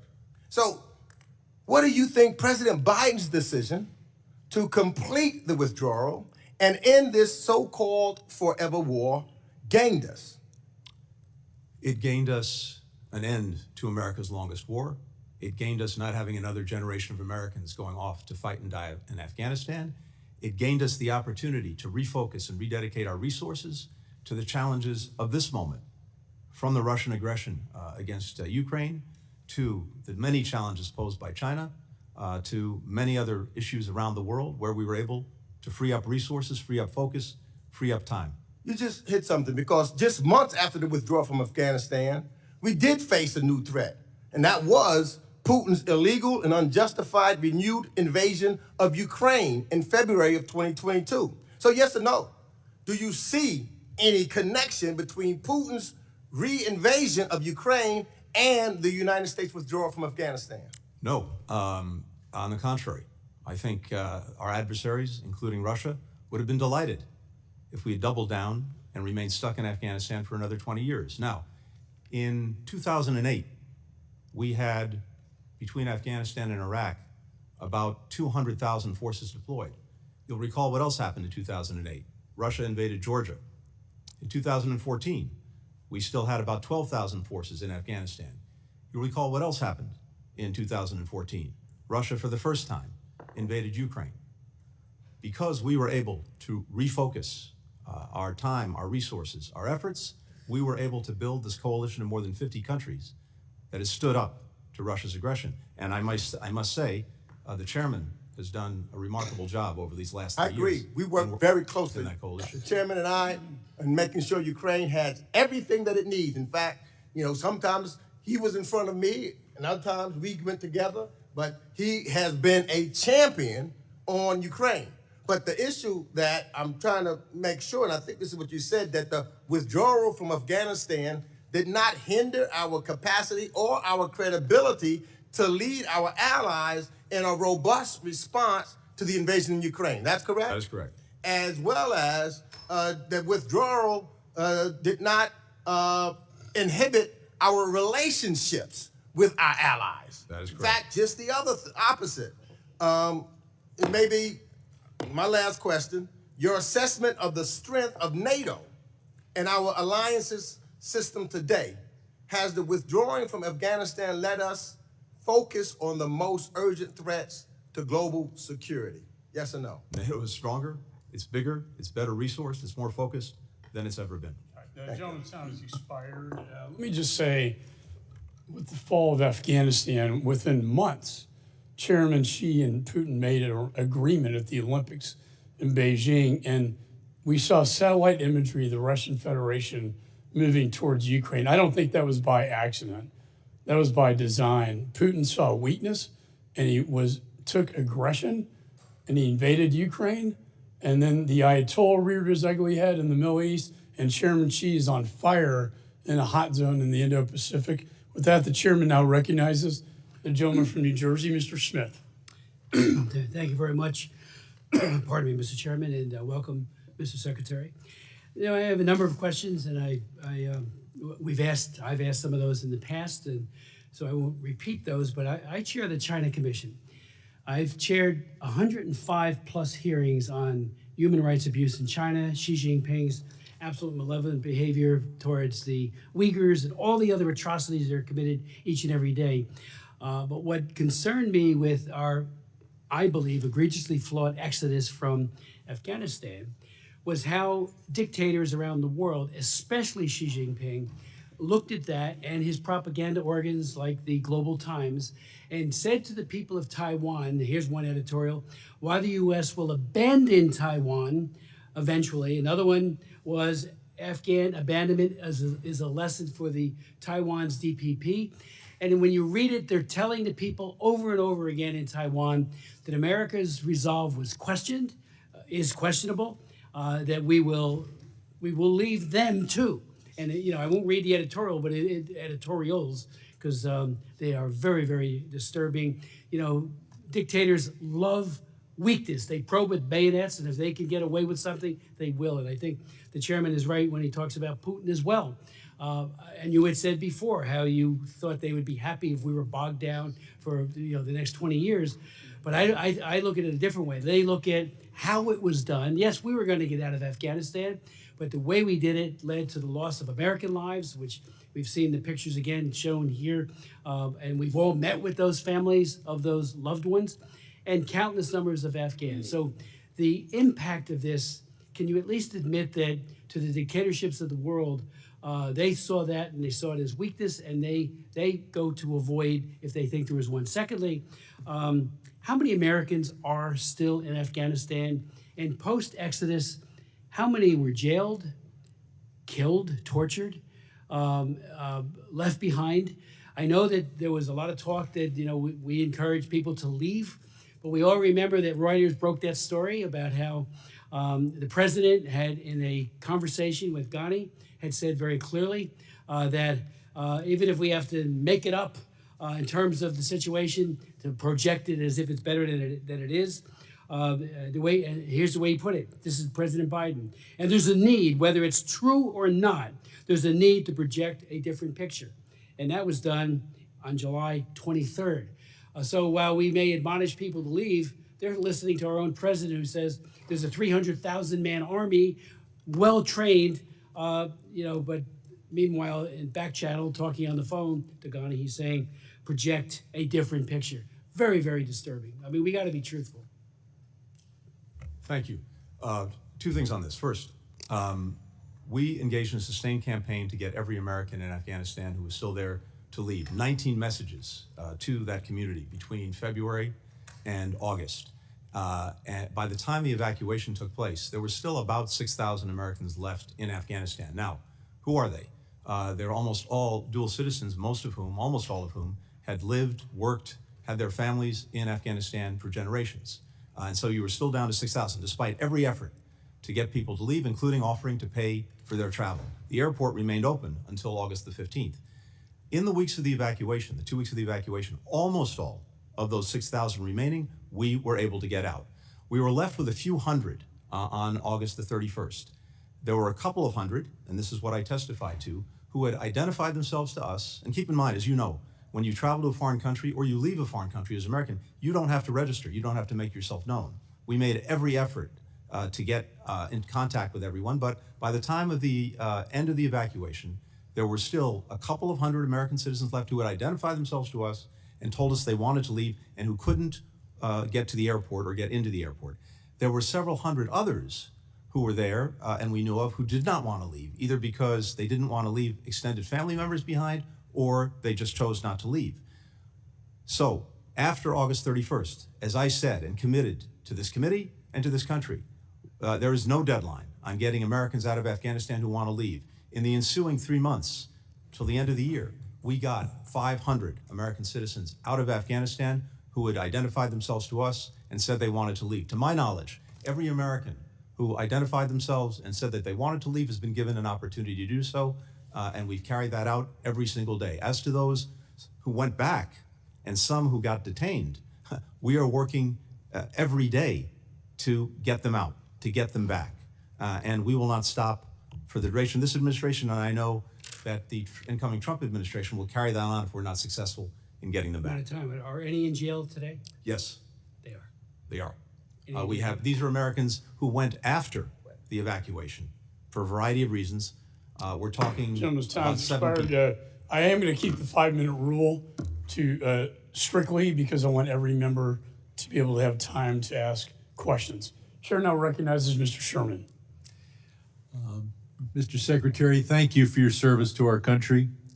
You bring up the fact that Americans in a war zone don't have to register with the embassy. I think we've talked in the past about requiring Americans in designated dangerous countries to register, and I look forward to working with your successor to do that, because you point out how difficult it is for the embassy and to deal with these situations. Before I get to Afghanistan, back in May, you agreed that you would look at designating the Popular Resistance Committees, the third biggest terrorist group operating in Gaza, as a terrorist organization. They are responsible for so many deaths, including 3 Americans. This committee voted for my bill to so designate them. Do I have your commitment that in the next 2 weeks, your department will make a decision as to whether to designate the Popular Resistance Committees a terrorist organization? If we can complete the work necessary to go into that, yes. I don't know if Well, I asked you to do it in May. How many years does it take? Well, as you know, there's a lot that goes into these designations. I making sure that do. we meet the law, and if we can complete that work, we will. When you were here in the past, I think you correctly told us you inherited a deadline. You did not inherit a plan. The gentleman from New Jersey argues that we should have stayed. But that's after Trump released 5,000 bloodthirsty terrorists. Had we stayed, would those terrorists, including the current head of Afghanistan, who was also released by Trump, been able to, would they have been willing to risk the lives, every one of those 5,000 risk their lives in order to kill as many Americans as possible? That seems highly likely. I can't speak to every one of the 5,000, but certainly many of them went back to the fight. So we we went into Afghanistan. We drove Al Qaeda out. We accomplished something in the George W. Bush administration. In Obama administration, we killed bin Laden. We stayed in Afghanistan for the whole Trump administration. 63 of our best and died. 57 came back without the president bothering to be at the ceremony with their return.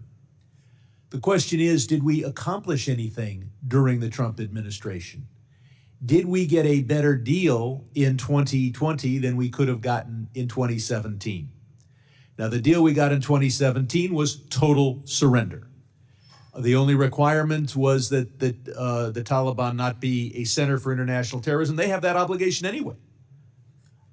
They did not commit themselves to protecting our troops on the way out or our embassy on the way out. And moreover, the Taliban is not in violation of the Trump agreement when they hold 12-year-old girls as sex slaves, kill every LGBT person they can, kill any Afghan that converts to Christianity.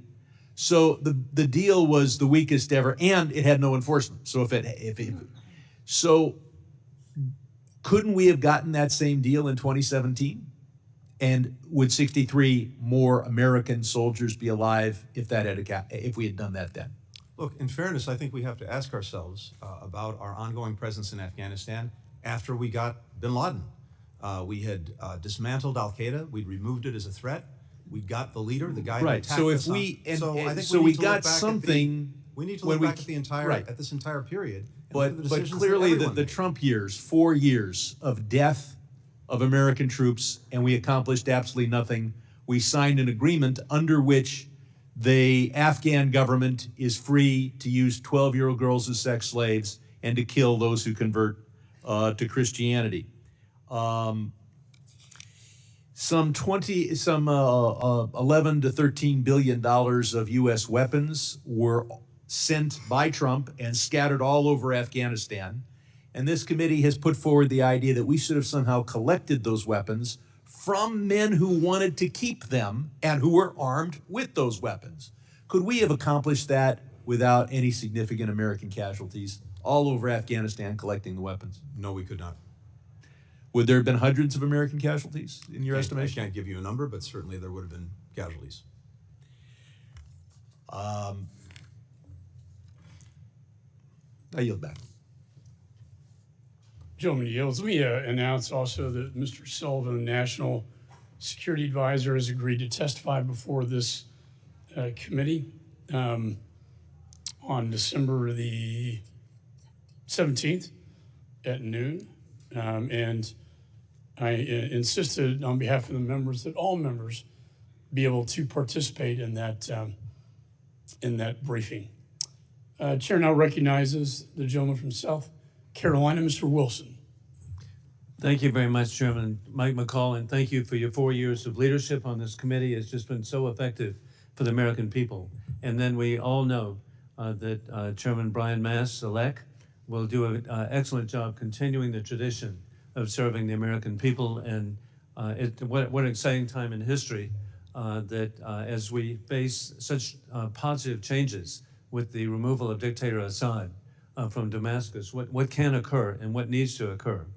But sadly, the Assad departure and anything that's been positive was despite the Biden administration. Because, hey, until last week, there was an effort to try to some level of normalization with Assad, which is, but that's not what we're here today. But but it's a continuation, and that is the Biden administration's surrender in Afghanistan has actually set the stage for foreign policy disasters around the world, with mass murder shamelessly being conducted around the world.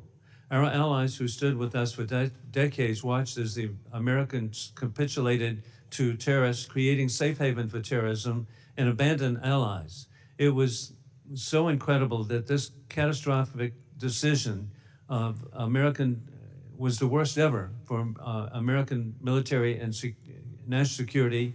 And sadly, President Biden, on August 26, 2021, claimed that he had letters, quote, had letters from the military indicating they supported his decision.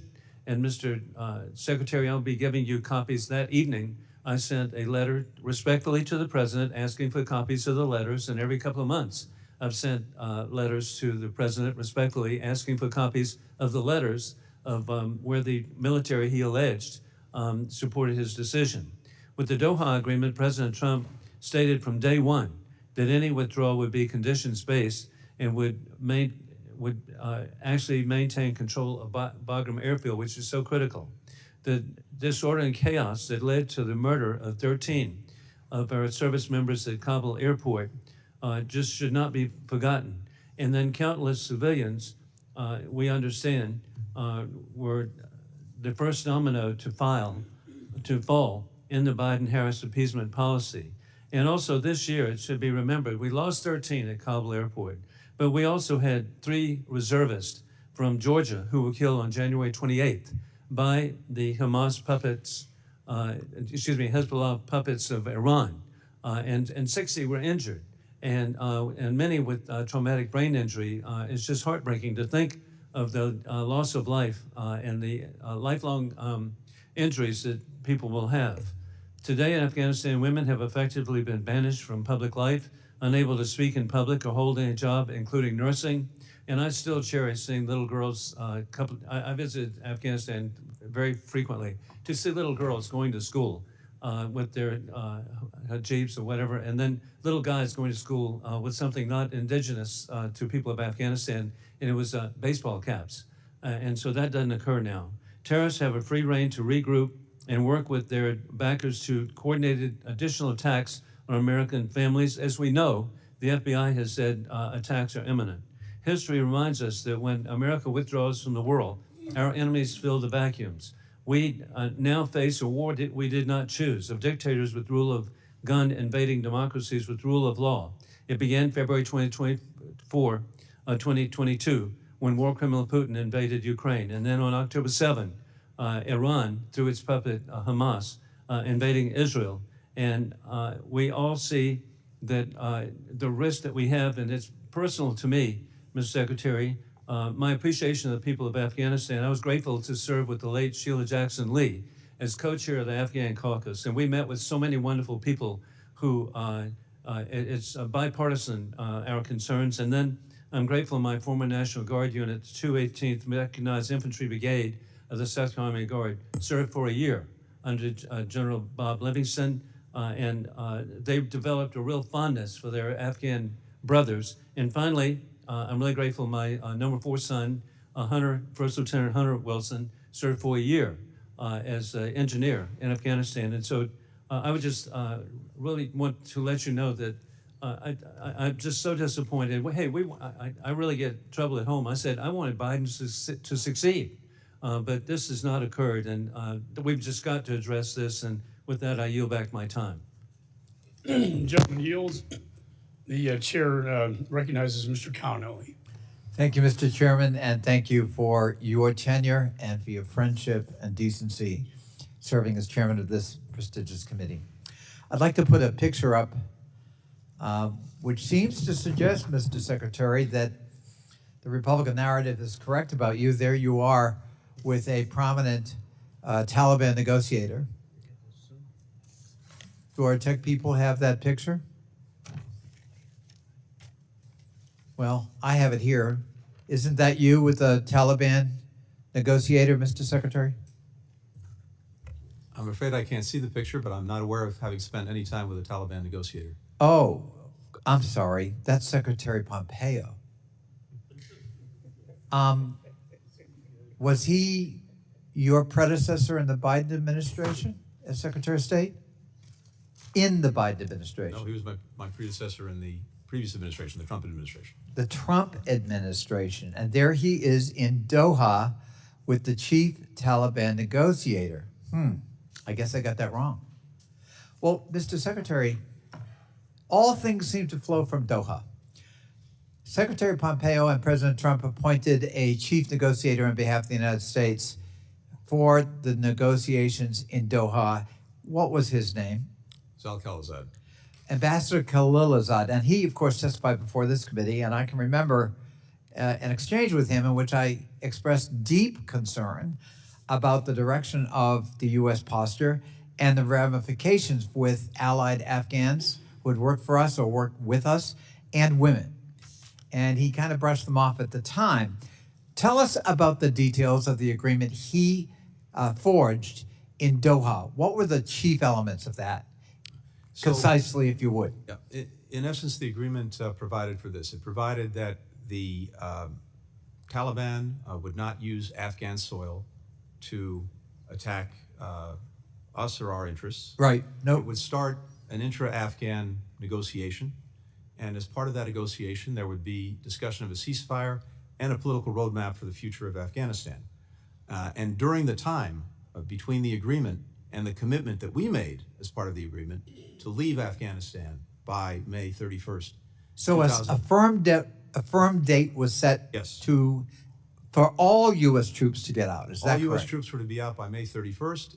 In the meantime, 5,000 prisoners were released from Taliban prisoners. And as released Mr. from Sherman Afghan points out, among those 5,000 were terrorists, fighters, and people who returned to the battlefield against the Afghan government, which That's correct. allegedly we were supporting at the time. Now, speaking of that Afghan government, were they in Doha at the negotiating table as equal partners? They were not. They were not?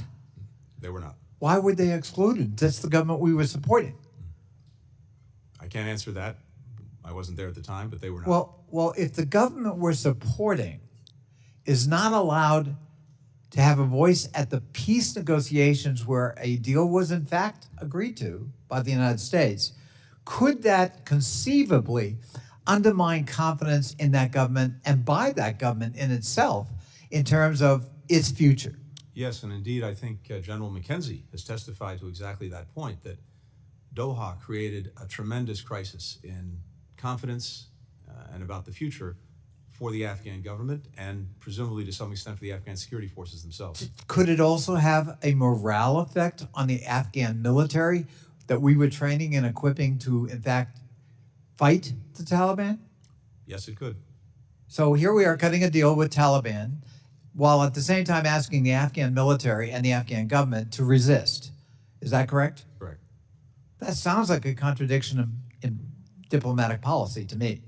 That's kind of hard to follow, and it seems to me that we, by agreeing to that in the Trump years with Secretary Pompeo, your predecessor, and Ambassador Khalilzad, we actually set in motion an untenable but probably irrevocable kind of, folding of events. Is that a fair statement, do you think? Once the deadline was there, all troops out by May 31st of 2021, and as part of that, an agreement from the signing of Doha to that date, not to attack U.S. forces, but with the obvious conclusion to be drawn from that if that deadline was not respected, the Taliban would resume its attacks on U.S. forces, on partner forces, and its attacks on the cities. So in other words, Mr. Secretary, we cut a deal to get out and cut our losses at the expense of the Afghan government, the Afghan military, and ultimately the Afghan people. And that was all set in motion before you took the oath of office or President Biden took the oath of office. Well, Is that a fair statement? I think that's where the Doha agreement led. I thank you, and I yield back. Let me just state that the Taliban was not in compliance with the Doha agreement when the evacuation was ordered. And your own senior advisor, Ned Price, said that the Doha conditions were, quote unquote, immaterial to the evacuation. That speaks volumes. I now recognize Mr. Perry. Thank you, Mr. Chairman, Mr. Secretary. Thanks for being here. the statement from you in a 2024 Senate hearing where you said no one has done more to support Israel than Joe Biden. Now, during the Obama term, Joe Biden was the vice president, so I understand it's difficult. It was difficult to say something, but he didn't say anything about the U.S. funding the campaign to oust Netanyahu. And I get it, while President Obama was the president, he's the vice president, that's a difficult thing to do, but he was unburdened when he became president, so he could have said something then. Immediately upon taking office, he redesignated the Houthis from a foreign terrorist organization. We see what they've done. That hasn't been helpful to Israel. He restored the sanctions waiver. I remind everybody that Iran exports are at a 5-year high with 3.4 million barrels being sold every day, funding their terrorist activities all across the globe. The president made a red line for Israel going into Rafah to defend itself, withheld arms shipments to Israel so it couldn't defend itself, continually calls for Israel to lay down its defenses in demanding a ceasefire, continues at this time to undermine Netanyahu in this time of war. Again, I think I already said about the sanctions waiver, but the president didn't even go to greet the prime minister when he came to the United States. He didn't even send the vice president. Actually used Israel funding to get Ukraine funding, used Israel. Again, oil exports at our 5-year high, and that money goes directly to support Iran, Israel's mortal enemy, and all their proxies, including the Houthis, Islamic Jihad, Hamas, Hezbollah, you name it. Continues to support United Nations Relief and Works Agency and the activities of those within involved in the terrorist attack on Israel on October 7th. That's just a few things that I quickly found, knowing that you would be here, Mr. Secretary, and you said, no one, starting with President Biden, has done more to make sure they have what they need to defend themselves from Hamas, to deal with the threat Hamas poses. And that's also from a 2024 Senate hearing, Mr. Secretary. No one has done more to support Israel than Joe Biden. I'm thanking the good Lord that he's not against Israel, Mr. Secretary. I don't know if you have anything to say. I'm sure you're going to have a list of all the wonderful things that he's done to support Israel, but you can't support Israel while you're at the same time supporting their mortal enemy. You can't support Israel at the same time demanding that Israel support Hamas. You can't support Israel when you're allowing Iran access to billions of dollars used to fund terrorism, not only in Israel, but around the globe, threatening not only Israel, our greatest ally, but also the United States of America and its interests abroad. So if you want to defend all that, you're welcome to it, Mr. Secretary. Thank you. I'll say simply this. When Israel was attacked on October the 7th, the President of the United States rushed there, the first president to go to Israel during a time of war. When Iran mounted attacks, unprecedented attacks on Israel, not once, but twice, the first time we've seen direct attacks by Iran on Israel, the United States, for the first time ever, actively participated in Israel's defense and rallied other countries to do the same, making sure that those attacks couldn't succeed and enabling Israel to take the strikes that it took to debilitate Iran's air defenses. If you want to go back more years than that, the Memorandum of Understanding, the 10-year Memorandum of Understanding that provides the money for Israel's defense, that was negotiated by President Obama, and Joe Biden was a lead in that effort to get it. And as a result, the equipment, the munitions, the arms that Israel has had, as a result of that agreement, have enabled it to deal with Hezbollah, to deal with Hamas, to deal with Iranian-aligned If I may, sir, in the remaining Iran. 10 seconds, if this president were on both sides of this war providing Iran all that it has provided, maybe those people in Israel that died on October 7th would still be alive. I yield. That is simply incorrect. And Gentleman yields. Chair recognizes Mr. Keating. Thank you, Mr. Chairman. First to Gold Star families that are here, I appreciate your being here. Everlasting gratitude for your sacrifice.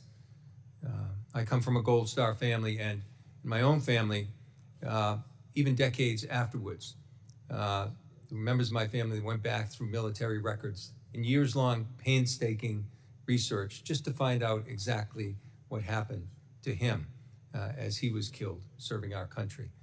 And I understand the need for that, and hope that you take advantage of what the ranking member has submitted, take advantage of what is there publicly, and I hope there's further opportunity to declassify, because it's important, as it was to my own family, to get the facts, not just beliefs about exactly what happened. So, Secretary, thank you for being here in your last hearing. I want to thank you for your selfless public service, your integrity, your personal sacrifice. I came across some, I was researching Budapest agreements the other day, just trying to get more detailed information, including our obligation to Ukraine in those agreements to defend aggression that they had. And the name that kept cropping up through the whole research was your father. And I know your father would be very proud of your service.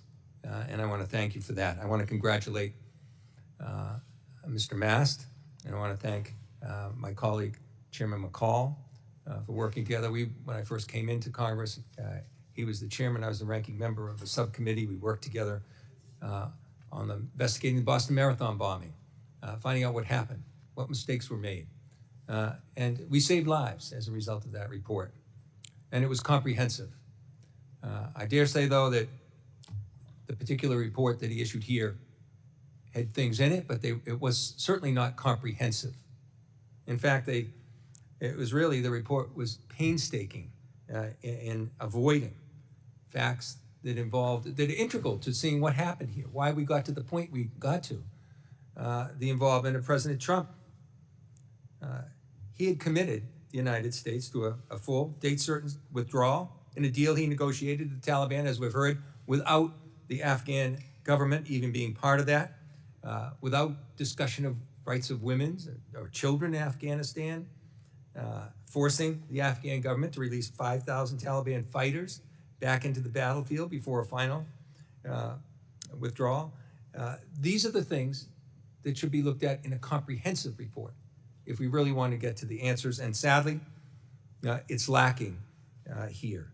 In that time frame, too, something we should draw attention to is when President Trump unilaterally did this, he left out his own military people when he announced that. He left out senior officials in his own office, and he left out our allies who were fighting in this battle in communicating to them. So I'd just like you briefly to talk about the importance, for the first time under Article 5, and the importance of NATO. Our allies came, and the only time, came to our assistance in fighting this war. I visited them in Afghanistan, along with our own troops. So could you talk to the importance of that NATO alliance, how important it was in this, how important it is in the future? Thank you very much, Congressman, and thank you for the reference to my father. I deeply appreciate it. As you said, the first time, the only time Article 5 has been invoked was in defense of the United States after 9/11. And NATO allies came far and wide to join us in Afghanistan in dealing with al-Qaeda, in dealing with bin Laden, in dealing with the people who attacked us and attacked democracy on that day. And that's something we'll forever be grateful for. I'm very proud of the fact that as we leave office, that alliance is stronger, bigger, and better resourced than it's ever been. When we took office of the allies, only 9 were meeting the pledge that had been made in 2014 to dedicate 2% of GDP to defense. Now, 23 allies are meeting that pledge, and the remainder are en route to do so. We have 2 new allies in Finland and Sweden, making the alliance stronger and more effective. And I'll just say this in conclusion. I think what the American people need to understand about the alliance, and I understand it's easy to forget, is what makes it so unique and why it's so important going forward. When countries came together to join NATO, they made this commitment under Article 5 that an attack on one is an attack on all. And that means that any would-be aggressor thinking about attacking any one of these countries knows that if they attack one, they've got to take them all on. That is the best way to prevent war in the first place. It's the best way to deter aggression. It's the best way to make sure that we don't have a world of conflict. Americans don't want to be at war. NATO has been the best guarantor that we can have of making sure those wars don't happen in the first place, but if they do, that we are not fighting them alone. Thank you so much. Gentleman's time has expired. I will agree, and Mr. Meese and I, that NATO has never been more united or stronger, and I do think Mr. Putin had a strong role. The chair now recognizes Mr. Mast. Thank you, Mr. Chairman. Now, sometimes we speak about decorum in here, and I would say that it doesn't take a four-letter word to violate decorum.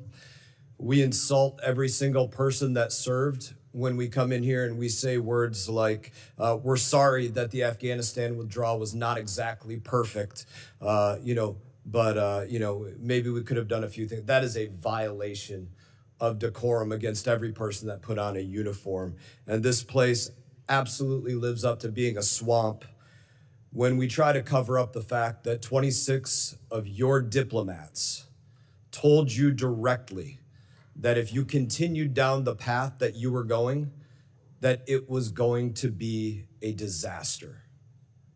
And we should not be covering that up.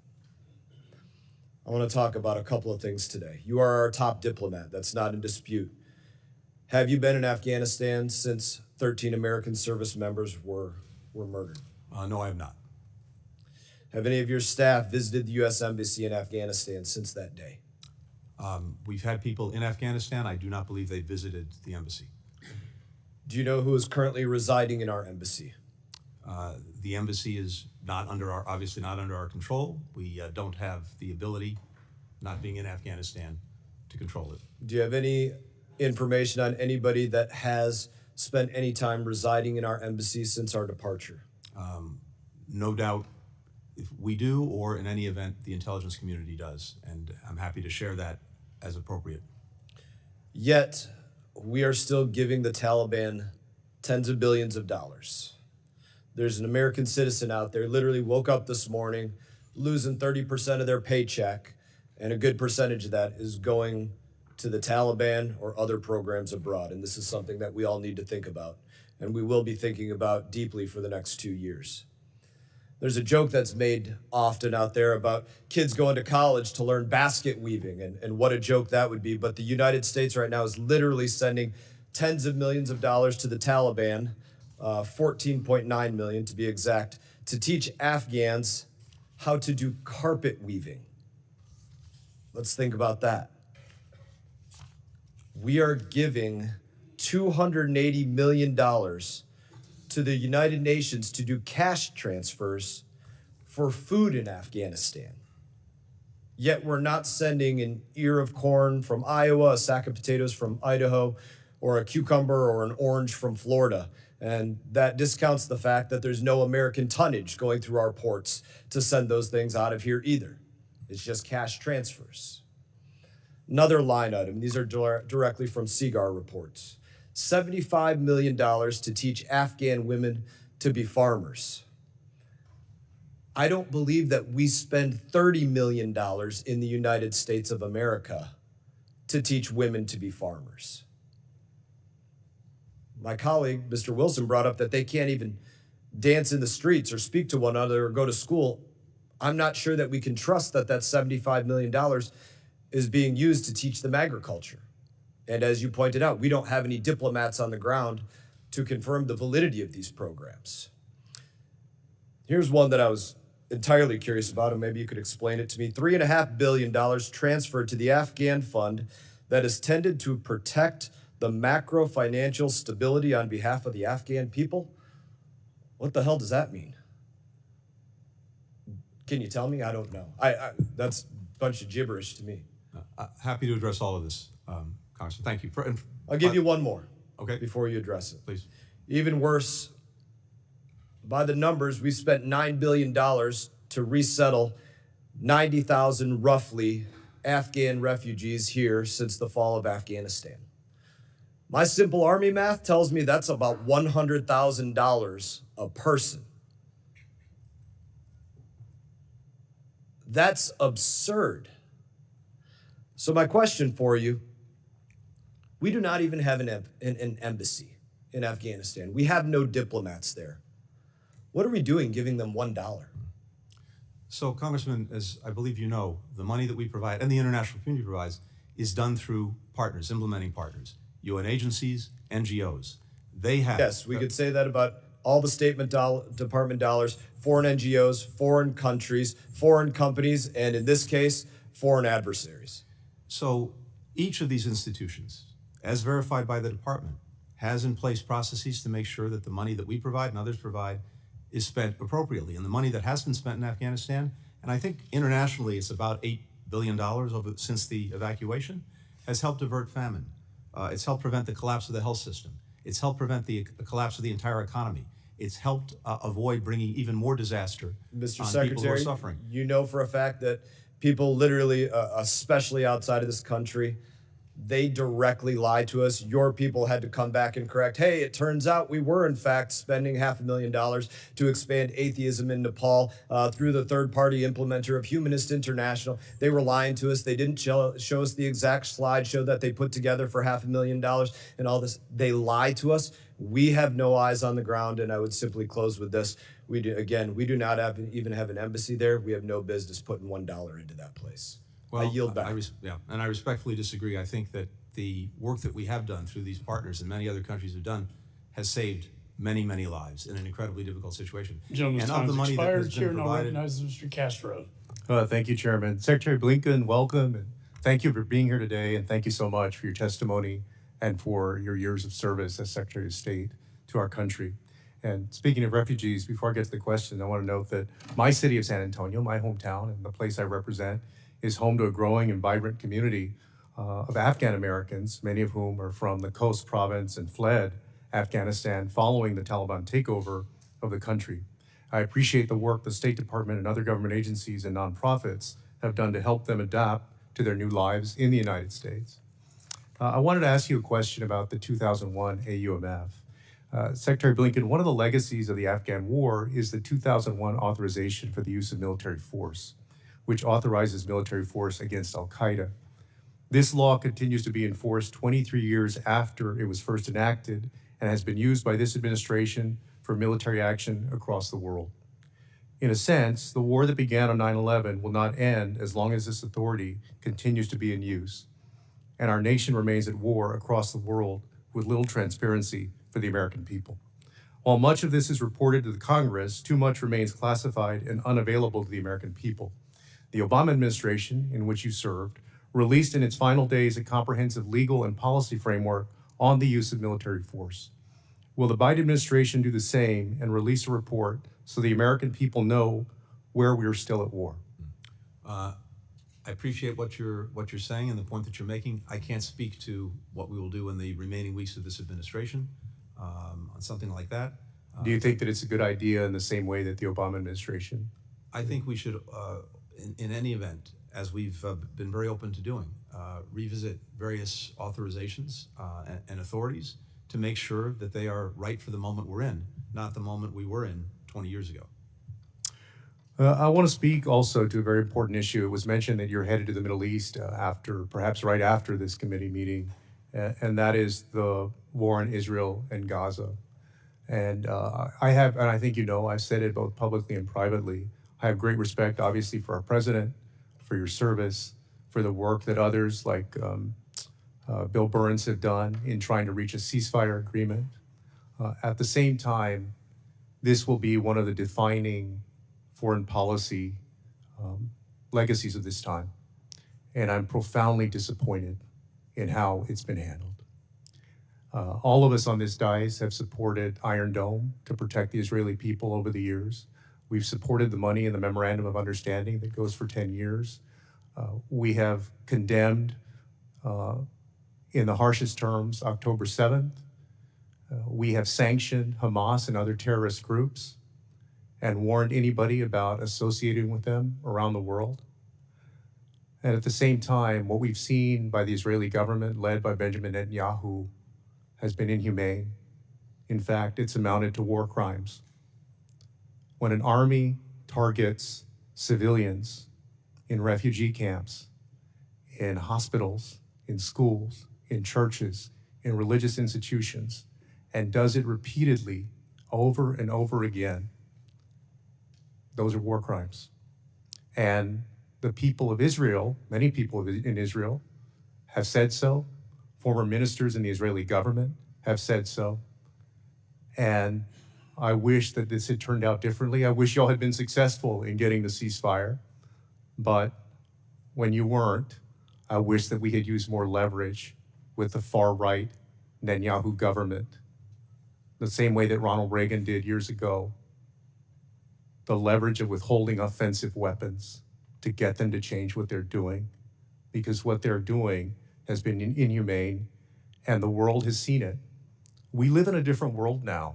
This is no longer the world of the Vietnam War, certainly not World War II, not even the world of the Gulf War in the early 1990s. The world is much more transparent now. People all of us are essentially social demographers and documentarians who can record the world around it and then send that out to everybody else around the world. And that's why the world has become more transparent. And people can see the inhumanity on both sides. But again, we have taken action to go after Hamas, to label them as terrorists, to sanction them, to do what we can to stop them. We have not done enough to stop Benjamin Netanyahu and what he's doing to the Palestinians. And my question is whether you believe we should have done anything differently. And I see I'm about to be out of time. I'm happy to take that up. I'm happy to respond if you want to give me more time. But Chairman, can I get a few seconds on a response? Yes. For us, for me, there'll be a lot of time to look back and ask ourselves whether we could and should have done things differently. From day one, we've sought to accomplish several things. One, to make sure to the best of our ability that we helped Israel ensure that October 7th would never happen again. Two, to try to prevent a wider war from taking place that would result in more death, more suffering, and likely prolong the war in Gaza, including a potential war with Lebanon and Hezbollah, with Iran, with Iranian-aligned militia groups, and with others. And we have actually successfully done that. Third, to do our best to make sure that civilians caught in a crossfire of Hamas's initiation, who didn't start this and can do nothing to stop it, are protected. And we've worked every single day to do that.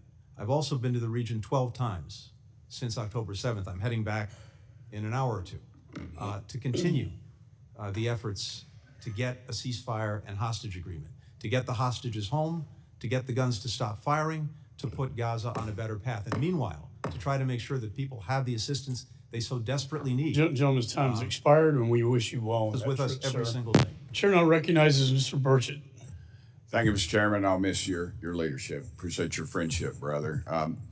Mr. Secretary, 13 brave Americans lost their lives. One of them, his people live in my area, and I live on the street named after him, Staff Sergeant Ryan Canals. And I remind folks that 13 brave Americans lost their lives, and there's a lot of moms and dads that lost their kids because of this. And the blood is on your all's hands, and that needs to be acknowledged. But Mr. Secretary, in your opening remarks, you stated that al-Qaeda is not regrouped in Afghanistan. A friend of mine who just returned from there wants you to know that al-Qaeda, in fact, has thousands of fighters in Afghanistan and 8 new bases there. One of those bases is in the Panjshir Valley, which is the home to Afghan resistance. In July of 2024, a call was issued to foreign fighters around the world to migrate to Afghanistan and join the ranks of the jihad. This was widely covered by the media, and in fact, there is video evidence of al-Qaeda fighting alongside the Taliban. Knowing all that, is Hamza bin Laden still alive? I couldn't tell you definitively. Well, he was, if people don't know, he's the leader of al-Qaeda, and his father, Osama bin Laden, was killed. Hamza was thought to be dead sometime in 2019, but new reports suggest that he is alive and still charged of al-Qaeda. What is the relationship between Taliban, al-Qaeda, and ISIS? When it comes to ISIS, which is the group that is of greatest concern in Afghanistan, the relationship between the Taliban and ISIS is deeply adversarial. The Taliban sees ISIS as its #1 enemy, and it has the will, but not necessarily the capacity, to deal effectively with it. Al-Qaeda is a different story. This is obviously a group that the Taliban in the past has collaborated with, given shelter to, and otherwise acquiesced to. Okay, what has the State Department done briefly to unify the Afghan resistance groups who want to drive out the Taliban? There is not much of a resistance active in trying to do that. All right. Well, my friend Legend, an Afghan American and former U.S. Army non-commissioned officer, has traveled to Afghanistan after the collapse and reports that the Taliban has been benefiting from U.S. cash shipments sent to the Afghan Central Bank. This is American funds. And that sanctioned terrorists are diverting U.S. aid meant for the Afghan people. Why are we giving the Taliban millions in taxpayers' dollars while they hold Americans hostage and are killing the Afghan people? And in my opinion, sir, they will hate us for free. We don't need to be giving them money. We're not giving the Taliban anything. As I discussed with Congressman Mast, we are providing money, as many other countries are, to UN agencies, NGOs, to help the Afghan people. And these agencies are funding the Taliban. Reports are saying between 40 and 80 million U.S. tax dollars are given to the Taliban every dadgum week. I mean, is that acceptable? According to the report that I read and that the Congressman referred to, the CIGAR's report, of the approximately $8 billion that the international community, including the United States, has dedicated to Afghanistan, about $10 million of that is 0.1%, has no doubt gotten to the Taliban in terms I don't care if it's a dadgum utilities. penny. I don't care if it's a penny. I mean, for you to sit up here and admit that our enemies, I mean, these people swear to hate Christians and Jews, and that takes care of about everybody in this dadgum room. And we're sending them, I don't care if it's 1%, and you can, but let me tell you, $10 million is a hell of a lot of money to the people I represent, sir, and it needs to be something that you all, let me get on my questions of running out. I've invited President Salih and Commander Massoud of the Afghan resistance of the U.S. to meet with myself and colleagues. Will the State Department work to facilitate their entry into the country to meet with Congress? I'll be happy to follow up with your office on that. All right. Just for the record, this State Department has funded our enemies, and they've turned a blind eye to our open southern border. U.S. Border Patrol has caught known terrorists sneaking into our country, likely using our tax dollars to do so. And this disastrous withdrawal from Afghanistan was not a solution. It was the beginning of a much bigger problem waiting to happen. Let me ask you one more question. The committee asked, Mr. Secretary, according to Ambassador Kazalad, I'm not sure how you say that, do you believe the Taliban violated the Doha agreement, and you purportedly advised President Biden during the interagency review to endorse the agreement conditions and not withdraw until the Taliban complied? The Taliban was in violation of the Doha agreement in a number of ways. It was in violation when the previous administration drew down forces repeatedly. It was in violation during the time that we were in office before the evacuation. But why did you advise conditionally? When it comes to the agreement, what we tried to do was to get them to abide by the conditions, notably to engage in a negotiation with the Afghan government to produce a new government that would bring everyone together. They didn't do that, but because we had the deadline and because we had the prospect of the Taliban resuming attacks on U.S. forces, which would have required us to put tens of thousands of Americans back into Afghanistan, we followed through with pulling them out.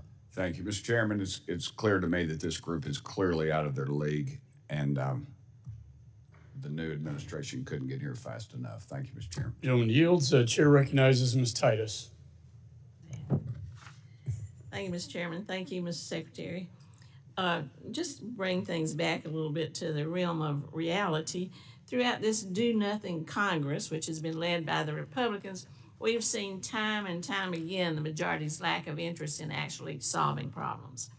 On this committee, the Republicans have blown a lot of smoke about the process.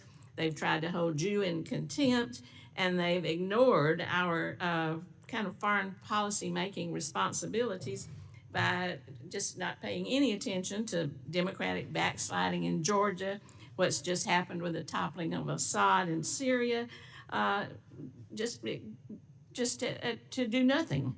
but yammer about who's qualified and who's not to make these kind of decisions.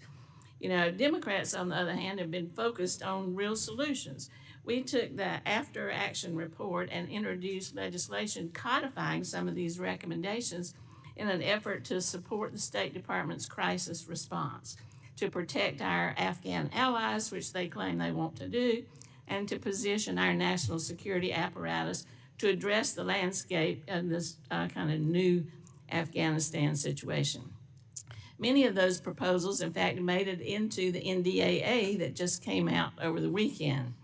I was glad to see some of those proposals in the State Department's appropriation or authorization, and one of those that I was especially pleased with was my CARE Authorization Act. This would codify the coordinator for Afghan relocation efforts at the State Department for the next 3 years. I wonder, Mr. Secretary, if you could talk about the importance of the CARE program, this measure to codify it, and how it can impact the work that you're doing in the new landscape. Well, thank you very much, and I deeply appreciate the support that you've shown and other members have shown for these efforts. We have an obligation that I believe is a strong bipartisan obligation and sense of responsibility to the many Afghans who stood beside us for 20 years in Afghanistan. And we've worked very hard, as I said, to revitalize the SIV, the Special Immigrant Visa Program. We brought in more people, more visas in the last 3 years, almost as many as in the entirety of the program going back to 2009. But part of that, of course, as well as refugees who come in under other parts of the law, needs a tremendous amount of support when it comes to relocating them, resettling them here in the United States. And the department established this effort in this office to do just that, to work to make sure that we could bring Afghans out, get them to so-called lily pad countries where we could finish processing them, then to bring them to the United States, and then to work with resettlement agencies to make sure that they could be resettled and integrated into communities. And we've also seen an incredible outpouring from Americans all across this country through a sponsorship program we set up so that private individuals and groups could also welcome Afghans to this country. And we've seen tens of thousands of people stand up to do that. But we do need the, I think, ongoing support from the department to make sure that we have the people in place to continue this effort. And so we welcome congressional efforts to support that. Thank you. I'd like to follow up about the SIVs. You know, the report from the majority said that, or alleged that President Biden abandoned our allies, but the numbers tell an entirely different story. As you referenced, during Trump's time in office, the SIV coordinator role was vacant for the entire time. Trump, just to give the numbers to the point you make, Trump only issued 7,116 SIVs in a 3-year period, and processing time increased from 480 days in January of 2017 to 996 days in January of 2021. When you were here in 2021, you spoke to us about this immense backlog that the administration had inherited of more than 17,000 applications of SIVs. Ambassador Smith affirmed that the Trump administration had taken, this is a quote, taken no steps to reduce the backlog. In just his first 8 months of the administration, however, President Biden issued 8,760 Afghan SIVs and halved the processing time. So, you know, the success is in those numbers, and it's very clear what the emphasis has been under the previous administration, not what's been alleged. And can you just talk a little bit about how you were able to accomplish this? Well, I think you covered it very well, but simply to say that, yes, we inherited a program that was basically stuck. Nothing was happening. There hadn't been an interview for someone to get their visa. Going back to March of 2020, we had a backlog of about 18,000 people. And as soon as we came in, we restarted the interviews. The president issued an executive order, one of the very first, instructing us to look at what we could do to cut the delays, to beef up the staffing. We cut the time in half for processing SIVs. I quintupled the resources at the State Department, going to look at the applications so that we could get people through the system. And as a result, I won't repeat the numbers that you cited, we rebooted a program that had been moribund, and we brought many Afghans here. But that didn't stop after the evacuation. And as I noted, since then, almost 70,000 Afghan SIVs, and that was as many in 3 years. With all due respect, Secretary, the gentleman's time has expired. Chair recognizes Mr. Baird. Thank you, Mr. Chairman. And I'd like to start my comments. I appreciate you being here, Mr. Secretary, but I want to express my appreciation to the Gold Star families that are here today. And I also want to express my sorrow for your loss. And one of those was Corporal Humberto Sanchez from my area, Logansport, Indiana. So I just want to make that on the record because of their sacrifice. But Mr. Secretary, I have questions about whether or not you've expressed opposition to the unconditional withdrawal to the President or Mr. Sullivan or to NATO, because on April 21st, you made a visit to Brussels to talk with NATO, and after your visit, you made an unannounced visit to Afghanistan on April 15th, 2021. Could you give us some idea what the purpose of that visit? And then what information did you bring back and share with the President from this unannounced visit? Thank you. The purpose of the visit was to see for myself the situation on the ground in Afghanistan, to hear directly from our embassy how they were pursuing the mission, our diplomatic mission, our mission to bring more SIVs out, and also to talk to Afghans, not just from the government, but from across society, which I did on that trip, to hear from them how they saw the situation as it was evolving. And that was a very informative trip, as were my many discussions at NATO with our allies and partners throughout that period. Now, I'm not going to share the advice or counsel that I gave to the President. That's between me and him. Having said that, I think what we were looking to do was to see if we could get the Taliban to meet its requirements under the agreement, particularly to engage in a negotiation with the Afghan government, to have not only an enduring ceasefire, but also to have a political transition in Afghanistan. We worked on that until the day that the Afghan president, Ghani, fled. In fact, I was on the phone to him the night before he fled on August the 14th, in which he told me that he wanted to continue working on getting an agreement with the Taliban, but if he couldn't, he would stay and fight to the death. And he left the next day. So that my trip back then obviously helped to inform our diplomacy, our approach to what we were trying to do, and I wish we could have gotten, obviously, the Taliban to agree to meet its commitments, but we didn't. So thank you. The thing I'm also interested in, do you feel that the President acted on any of the information that you brought back to him from that meeting? And was it any coincidence that the President announced an unconditional withdrawal just 6 days after you had that meeting with him? The President absolutely factors in, and I know for firsthand, the information, the ideas, the recommendations that I bring to him, that many others in the administration bring to him. And we have a very deliberate process for working through all of these issues. And he's insisted from day one on hearing from everyone, on making sure that we're all questioning our assumptions, our biases going in. That's the way he operates. But ultimately, he has to make the decisions. We can all give our recommendations and advice. He's the one who has to make the judgments. He's the one that makes the final call. Again, it was our effort and our policy to see the Taliban meet its obligations. It didn't, but I remind again that we had a deadline that was bequeathed to us, and during that period, from the Doha agreement to the evacuation, the Taliban agreed that it would not attack our forces or partner forces. It would stay away from the cities. Had we not fulfilled the Doha agreement in terms of removing our forces from Afghanistan, those attacks would have resumed on us, on our partners, on the cities, and as I said, it would have required sending in thousands more Americans to defend against those attacks and to try to hold on to Afghanistan. Thank you. I yield back. Gentleman yields. Chair recognizes Ms. Jacobs.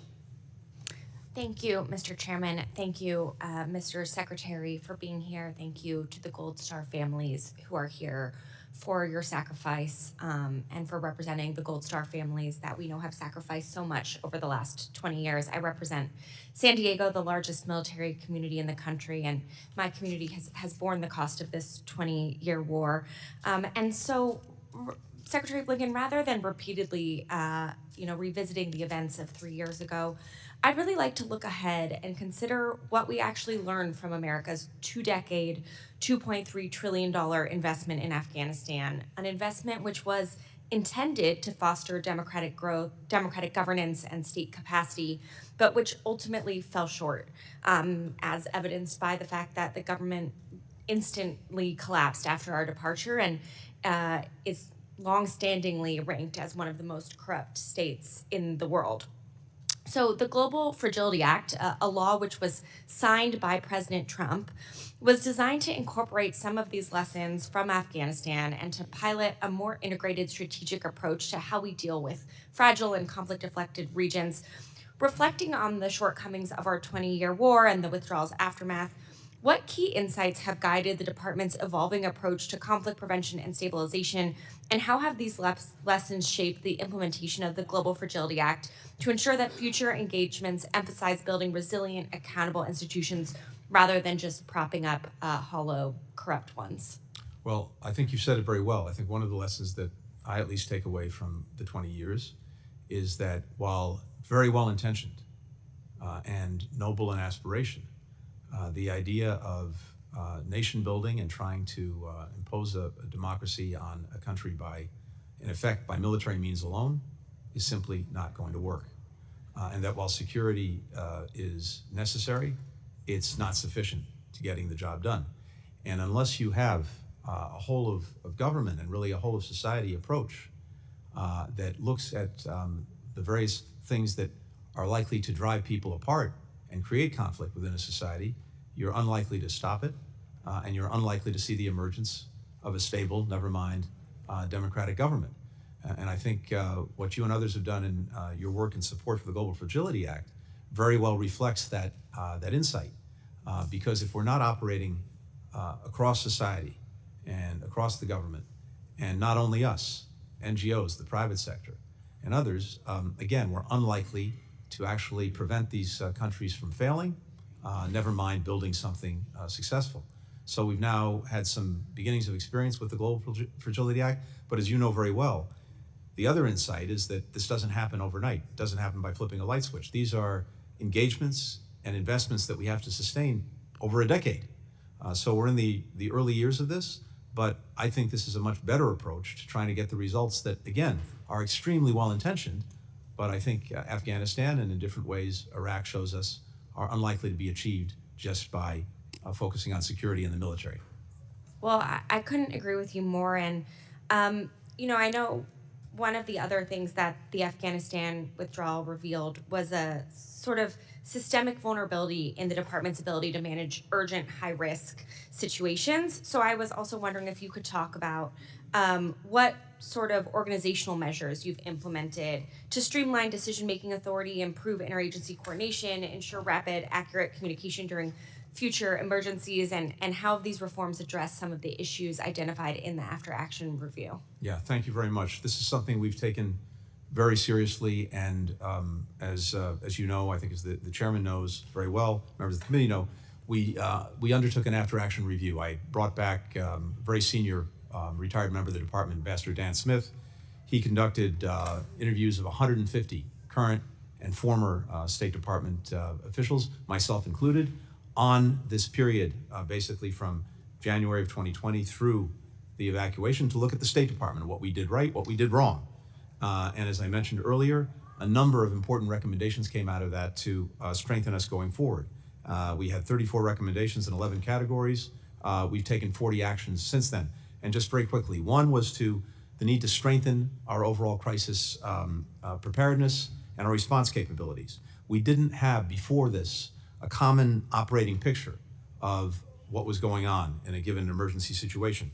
We stood up something called the Orion platform. We bring together everything in one place: the cable traffic, news sources, intelligence, risk indicators, accountability for our engagement with U.S. citizens, all in one place. Before, we had a dispersed staff. We didn't have the proper capacity to surge our people during a crisis. We opened a new modernized operations center with that capacity, with the flexible spaces to have task forces develop overnight. We had before no comprehensive system for tracking or deconflicting the status of American citizens who were caught in the middle of a conflict. So we stood up a streamlined and cloud-based system to track, to communicate with American citizens in real time to avoid duplication, overlap. There are a number of things. I'd really commend to you. Gentlelady's time has expired. Chair now recognizes Mr. Barr. Thank you, Mr. Chairman. Thank you for your service as chairman of this committee, and thanks for the great job you've done for us as chairman. Secretary Blinken, thank you for your service. In this, your last appearance before this committee as Secretary of State, I do want to ask you some tough questions, though, about what I see as not only a chaotic retreat from Afghanistan, but probably the biggest foreign policy blunder of the administration over the last 4 years, but I would argue maybe even the last generation. The failure was not the 20-year fight against terrorism in Afghanistan. That was not the failure. In fact, that was a success, where the brave men and women of this country who wear our uniform kept the homeland safe because they took the fight to the terrorists. And in fact, we eliminated terrorists like Osama bin Laden because of their valor and their bravery. That was not the failure. The failure that dishonored their 20-year service was the chaotic and disastrous retreat. And so from your opening statements, you said it's important to put it in context, the events of August of 2021. Important, I agree. So let's talk about the Doha Agreement, Mr. Secretary. According to Ambassador Khalilzad, you believed the Taliban violated the Doha Agreement, and you purportedly advised President Biden during the interagency review to enforce the agreement's conditions that Secretary Pompeo, your predecessor, and Secretary Trump had entered into, and not withdraw until the Taliban complied. Why did you advise on this conditionality? To be very clear, and again, I'm not going to get into my advice to the president. I can tell you what our policy was. The policy was to seek compliance with the agreement and to get the Taliban to live up to what it had promised to do. Right, and I'm going to reclaim my time. Yes, I agree with that. But the Taliban failed to live up to the agreement. The Taliban failed to engage in intra-Afghan negotiations, correct? That is correct. The Taliban was inflicting violence on Afghan forces, correct? That's correct. And the Taliban conducted indirect fire attacks against American forces. Is that correct? Prior to the evacuation, that may have been incidental, but everything else you said is certainly correct. Well, I don't think President Biden listened to you. And I don't think he was implementing the Doha Agreement. It was not that he was bound by the Doha Agreement. He disregarded the Doha Agreement, and he said, we're going to retreat regardless of the Doha Agreement, and that's what happened here. Let me talk about NATO because— Yeah, just to be clear, the Doha Agreement said we would be out by May 31st, 2021. Yes, that's based on conditions, Mr. Secretary, and you know that. In fact, you acknowledged that that the Taliban was failing to live up to the conditions, and so Doha did not bind your administration to retreat the way you did. Certainly not the way you did. Certainly not the way you did. Now, Mr. Secretary, I want to talk about NATO because you all talk about and tout this great strengthened NATO alliance. I was just in Europe in October. I agree NATO's strong, but it's not because of your retreat from Afghanistan. It's because of Vladimir Putin invading Ukraine that required NATO to get stronger, despite the invitation to aggression that the retreat from Afghanistan gave to Putin. Let me ask you about NATO and how NATO felt about the policy of this administration back in 2021. According to the State Department documents that we subpoenaed, our NATO allies wanted the Biden-Harris administration to enforce the conditions of the Doha Agreement. You met with former NATO Secretary General Stoltenberg in March of 2021 at the NATO ministerial meeting, correct? That's correct. Yes, and according to State Department documents, Mr. Stoltenberg opposed an unconditional withdrawal, and you in response stated, quote, I share your view that it would be preferable to reach a political settlement before foreign troops depart. We've also learned that you were jolted by how strongly NATO officials argued against a complete withdrawal. Did you share NATO's concerns with the White House? I shared everything I heard from NATO allies and partners with the White House, with my colleagues, with the president. That's my job. General Miller testified that NATO leaders were, quote, unhappy, unquote, with the president's unconditional withdrawal, and they, quote, voiced that unhappiness in different publications. Then, your number two, Mr. Cholette, lied to this committee saying NATO itself didn't take a position. We're told by public sources that NATO Secretary General Stoltenberg was, quote, livid, informing Secretary Austin and yourself that he, quote, strongly disagreed with the decision and felt that NATO's collective position hadn't been taken into account, unquote. I'll let Mr. Stoltenberg speak for himself. So Someone I have here's great the bottom respect line. for, but that's NATO's not the... stronger today, but not because of you all. NATO is stronger because your weakness invited Putin to move against Ukraine. You signaled you weren't going to stand with our NATO allies. You didn't care. President Biden didn't care about our NATO allies and what they thought about a retreat from Afghanistan. Instead, what it did is it signaled weakness, and Putin took advantage of it. The reason NATO is stronger today is because of the invasion. It's not because of U.S. policy. No, that's incorrect. The reason NATO is stronger today is because of President Biden's leadership. This alliance is bigger, it's better resourced, it's got more members because of his leadership. But if you ask any NATO ally, that's exactly Gentleman's what time they'll has expired. Chair now recognizes Ms. Manning. Also, I'd like to ask unanimous consent that the gentleman from Wisconsin, Mr. Van Orden, be allowed to sit on the dais and participate in today's hearing without objection. So ordered, Ms. Manning. And we will certainly miss you, and thank you for your service. Thank you very much. Thank you, Chairman McCall. Thank you, Ranking Member Meeks. Thank you, Secretary Blinken, for your service and for your answer to that last question. I want to express my appreciation for the Gold Star families in the room today. I have a Gold Star mother on my staff, and I do understand the terrible sacrifices those families make. I must say I am disappointed that we are having yet another hearing on the now 3-year-old withdrawal from Afghanistan. It seems to me that the fall of the Assad regime in Syria and what happens next, including the potential resurgence of ISIS or other terrorist groups, has major consequences for our security and the future of the region, and it would be a much better use of our time to talk about that topic today. So, Mr. Chairman, I would respectfully suggest that the committee hold a hearing and a classified briefing on this critical situation, the situation in Syria, next week. Thank you very much. Running out. I look forward to that meeting before I'm no longer on this committee. Mr. Secretary, in your view, what are our core interests that are at stake in Syria? A number of them. First and foremost, of course, is protecting our forces that are there, that remain there. Second is making sure to the best of our ability that ISIS does not reconstitute. Through the Obama administration, then the Trump administration, we were successful in eliminating the territorial caliphate that ISIS had developed in Syria. We don't want to see that revive. And in particular, there are thousands of foreign terrorist fighters who are detained in a detention center that is being policed by our Kurdish partners in Syria. We want to make sure that that's preserved. Third, there may be, and I very much hope there is, an opportunity to move Syria away from the disaster of recent decades toward a country that is unified, that reflects all of the different communities that make up Syria, and so that we get a political transition that's inclusive and that brings everyone together.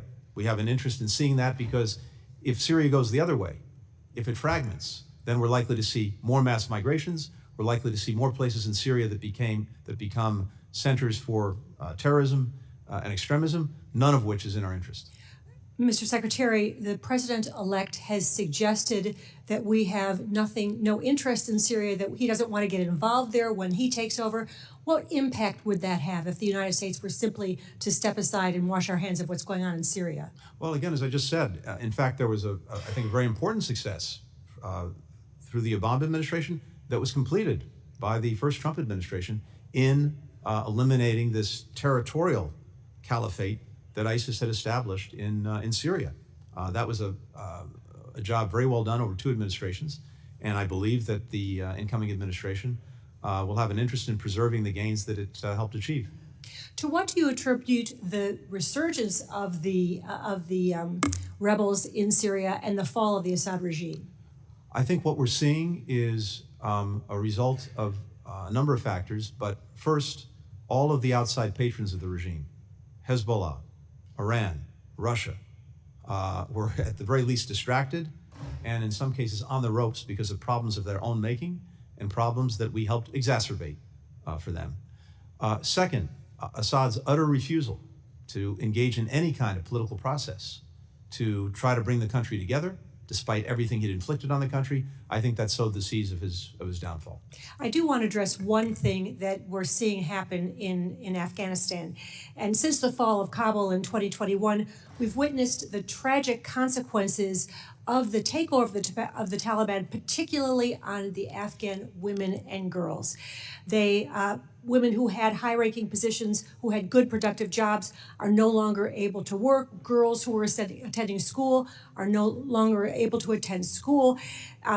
When I read the Trump-Doha agreement, I was shocked by how few conditions there were in there for the Taliban. There were no protections requested for Afghan women and girls. Since the withdrawal, we've seen the Taliban issue more than 100 edicts targeting women and girls, restricting not just their education and their ability to work, but also their ability to leave their homes, their ability to seek health care services from male providers. And just recently, the Taliban issued an edict suspending medical education for women.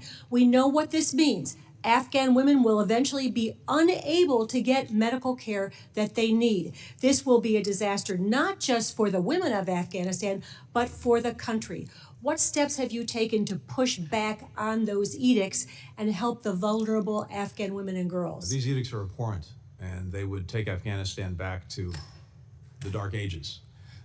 From day one, we've worked to do everything we can to defend, support, and where we can empower women and girls in Afghanistan, including having senior officials whose mission is to do just that, including setting up different mechanisms so that their voices can be heard in our policy deliberations and in the international policy deliberations, including when it comes, for example, to recognizing the Taliban.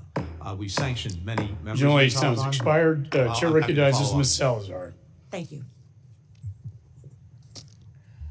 Thank you, Mr. Chairman, and thank you, Mr. Blinken, for being here with us. And you know, the disastrous withdrawal from Afghanistan had ramifications around the world, not only in the Middle East and only including the messages to dictators just like the Taliban, but to other people, specifically the Western Hemisphere.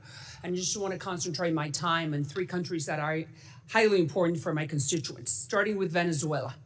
Sir, I hear that you're planning to cancel the oil licenses to actors like Chevron and Repsol and others. And my question is, are you planning to cancel those oil contracts before or after January 10th, which is when Maduro is supposed to be assuming the presidency? I can't speak to the actions that we'll take in terms of when we'll take them. I'm happy to follow up with your office. You know, you can take this opportunity to announce, sir, that we are not going to be doing business with the dictators anymore. And then the whole world is looking at you.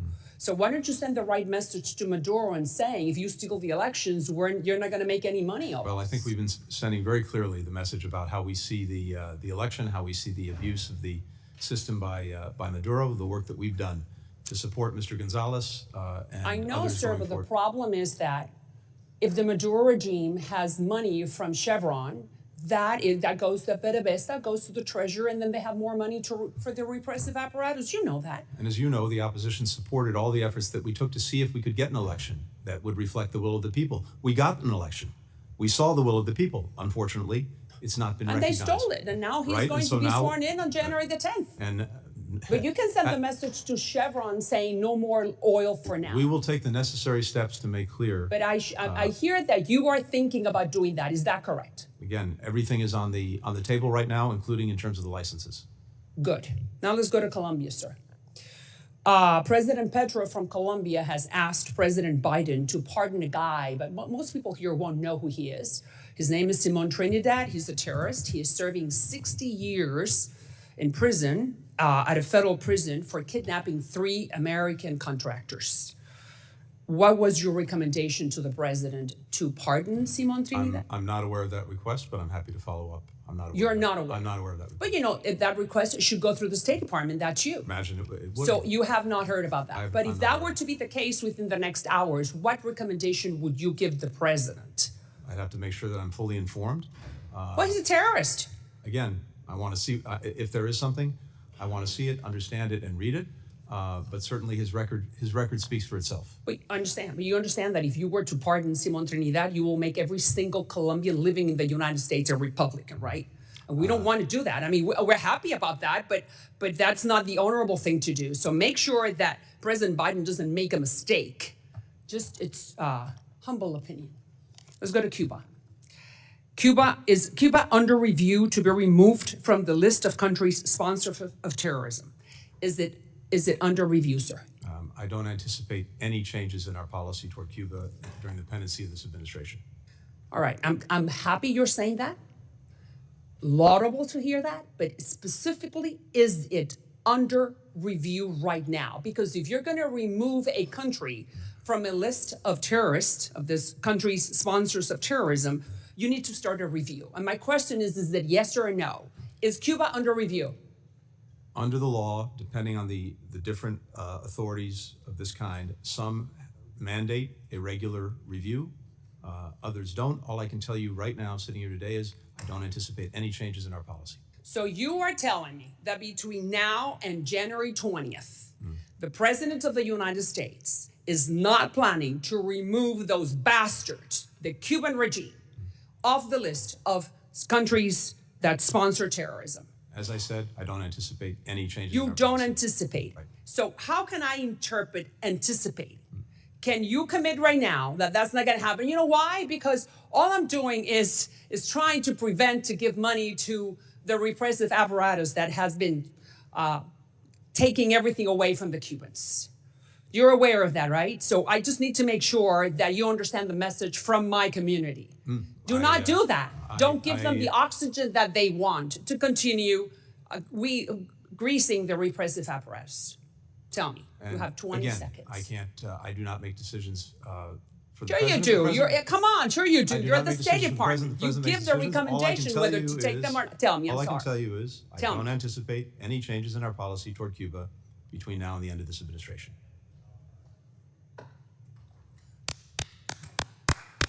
Thank you. I'm going to take your word as your bond. Let's keep it that way. I appreciate it, sir. Thank you. Thank you very much, Mr. Chairman, Secretary Blinken. I'd like to focus my questions on a topic of great importance to my home state of Arizona, the U.S.-Mexico relationship. I believe we're at a make or break moment for the region. Our two countries face significant shared challenges, and there remains a lot of work to do to address migration, securing our borders against illicit drugs trafficked north and arms trafficked south, and to fight pervasive organized crime. But the U.S.-Mexico relationship is more than just migration and security. Our economies are fundamentally intertwined. Mexico recently surpassed China to become U.S. largest trading partner, supporting hundreds of thousands of jobs in my home state of Arizona. And I am particularly excited about the vast economic potential of nearshoring, moving supply chains closer to the United States market as hundreds of businesses, including semiconductor supply chain enterprises critical to our national security, move from Asia back to America or to North America or even Latin America. Meanwhile, the upcoming World Cup gives us an opportunity to forge a durable security relationship to address international threats. There's a choice in front of us now. Do we choose to forge a strategic path forward together, rooted in mutual respect and cooperation, or do we each go it alone? The Mexican government recently passed a series of sweeping constitutional reforms that will harm the U.S.-Mexico relationship, overhauling its independent judiciary, eliminating independent regulatory agencies, and closing access to its energy markets. These changes could undermine Mexico's obligation under the USMCA, and I've heard from business leaders in Arizona and around the country who are anxious that these reforms will hurt investor confidence and their ability to do business in Mexico. Secretary Blinken, how do you see these constitutional changes impacting our economic relationship with Mexico? Well, first, you're exactly right about the importance of that economic relationship. It's vital to this country, it's vital to Mexico, and our citizens benefit from it every single day. Second, the Mexicans, of course, have the sovereign right to make their own laws, amend their own constitution. That's not for us to say. As their friend and partner, And as countries that are bound together by the USMCA, though, we do have opinions on some of the steps that they're taking, and we have raised concerns about certain aspects of the constitutional reform, the judicial reform in particular. And we've shared those very clearly and very directly with the Mexican government, both with former President López Obrador and with President Sheinbaum. But the Mexicans will make their own decisions about this. But the concerns that we've underscored are exactly what you just cited, which is what effect does this actually have on private sector and investment that's so critical to actually meeting the full potential of this relationship, including things like nearshoring, including having a supply chain where Mexico and the United States are joined in the most critical things necessary to our economies and even to our security. And I want to commend Ambassador Ken Salazar for speaking with such clarity on this most important issue. There were a recent discussion about sweeping 25% tariffs on all imports from Mexico and Canada by the President-elect Secretary Blinken. In your opinion, how would these proposed tariffs impact U.S. and diplomatic interests in Mexico? Look, I don't want to speculate on what the incoming administration will do or not do. That's really not my place. I think what I can say is just to underscore what you said a few minutes ago, which is this economic partnership is so vital, and we want to maximize it, not minimize it. Mexico's now the U.S., it's our top trade partner for goods. We've got $800 billion traded in the last year we have accounting for, 2023. That's more than $1 million every single minute of every single day. So I think we just want to make sure, whatever we do and whatever the incoming administration does, how do we strengthen that? How do we build on that? Because it's good for both of our countries. I mentioned the upcoming World Cup as a unique opportunity, North American World Cup, for U.S., Mexico, Canada to work together to build obviously an incredibly important security partnership to make sure the World Cup is as safe as possible, but then make that a durable security partnership and relationship. How should the United States government work with the Sheinbaum administration on a security partnership to counter the drug cartel's violent crime? Well, we've been working incredibly closely together over the last almost 4 years now on exactly that, and I think that work's continuing with the new Sheinbaum administration. You saw one of the results just the other day. The Mexicans seized, with our help, 20 million fentanyl pills. Each one could have killed an American citizen. They've seized more fentanyl at the border over the last 2 years than in the previous 5 combined. Gentleman's time has expired. Chair recognizes Ms. Kim. The work that we're doing together. Thank you, Secretary. Good luck. Thank you, Chairman McCall and Ranking Member, for holding today's hearing. The American people and the families of our 13 fallen service members and the Afghan allies are demanding answers. Secretary Blinken, your appearance before our committee today is long overdue as we seek to understand the role that you played in the Biden-Harris administration's failed and disastrous Afghanistan withdrawal in August 2021. And in your previous conversation with my colleagues before me, you claimed that you have done everything you can to support Afghan women and girls, yet you excluded them and Afghan civil society from Taliban talks with the UN in Doha. So why do you continue to deprioritize Afghan women and girls? Sorry. Just the contrary. We've done everything we can to integrate them, their voices, their views, into everything we do, including any engagements that we've had with the Taliban, including in the engagements that we have with partners around the world, particularly when it comes to decisions being made about recognizing or otherwise engaging with the Taliban. So it's exactly the opposite. We've made every effort to engage women and girls. We're continuing to hear from those families, and also this committee has heard gravely concerning stories of what it was like trying to get through HKIA as an evacuee. Your own personnel testified that there was little to no guidance from you on who qualified to be evacuated from Afghanistan. So based on documents we received and witnesses we interviewed, at no point did you identify who the U.S. would be responsible for getting out during the non-combat evacuation operations. So did you ever determine which populations were eligible to be evacuated? Yes, absolutely, and that was very clear. There were Who were they then? Very discrete populations: American citizens, legal permanent residents, and Afghan allies and partners, particularly those who How had did stood your with us. But department what happened determine is which populations were eligible for evacuation? Who was responsible for making those decisions? these are determinations that are made by the administration, by the State Department, and when it comes to Afghans at risk, there were many Afghans at risk that we were seeking to get out. And because this was such a dynamic situation with conditions changing by the hour, at different moments during the evacuation, we had greater access to certain parts of that population than others. So we focused Secretary, where we could. what documents did those evacuees have to provide to prove their eligibility? Are you aware of a hall pass that your department provided instead of legal identification documentation? We sought to do everything possible to get them the documents or identification that they needed in order, as necessary, to get through the Taliban, which had control of the area around the airport, and of course, documentation is necessary for our own people. That hall pass that we're talking about were reprinted in droves. That was then sold to people outside of HKIA. So did you direct them to replace legal identification documents with a forgeable Word document? No, we provided, as best we could, legal and enforceable documents. Because apparently they were shared. I have not seen that, but I'm happy to look at whatever information you have about that. Okay.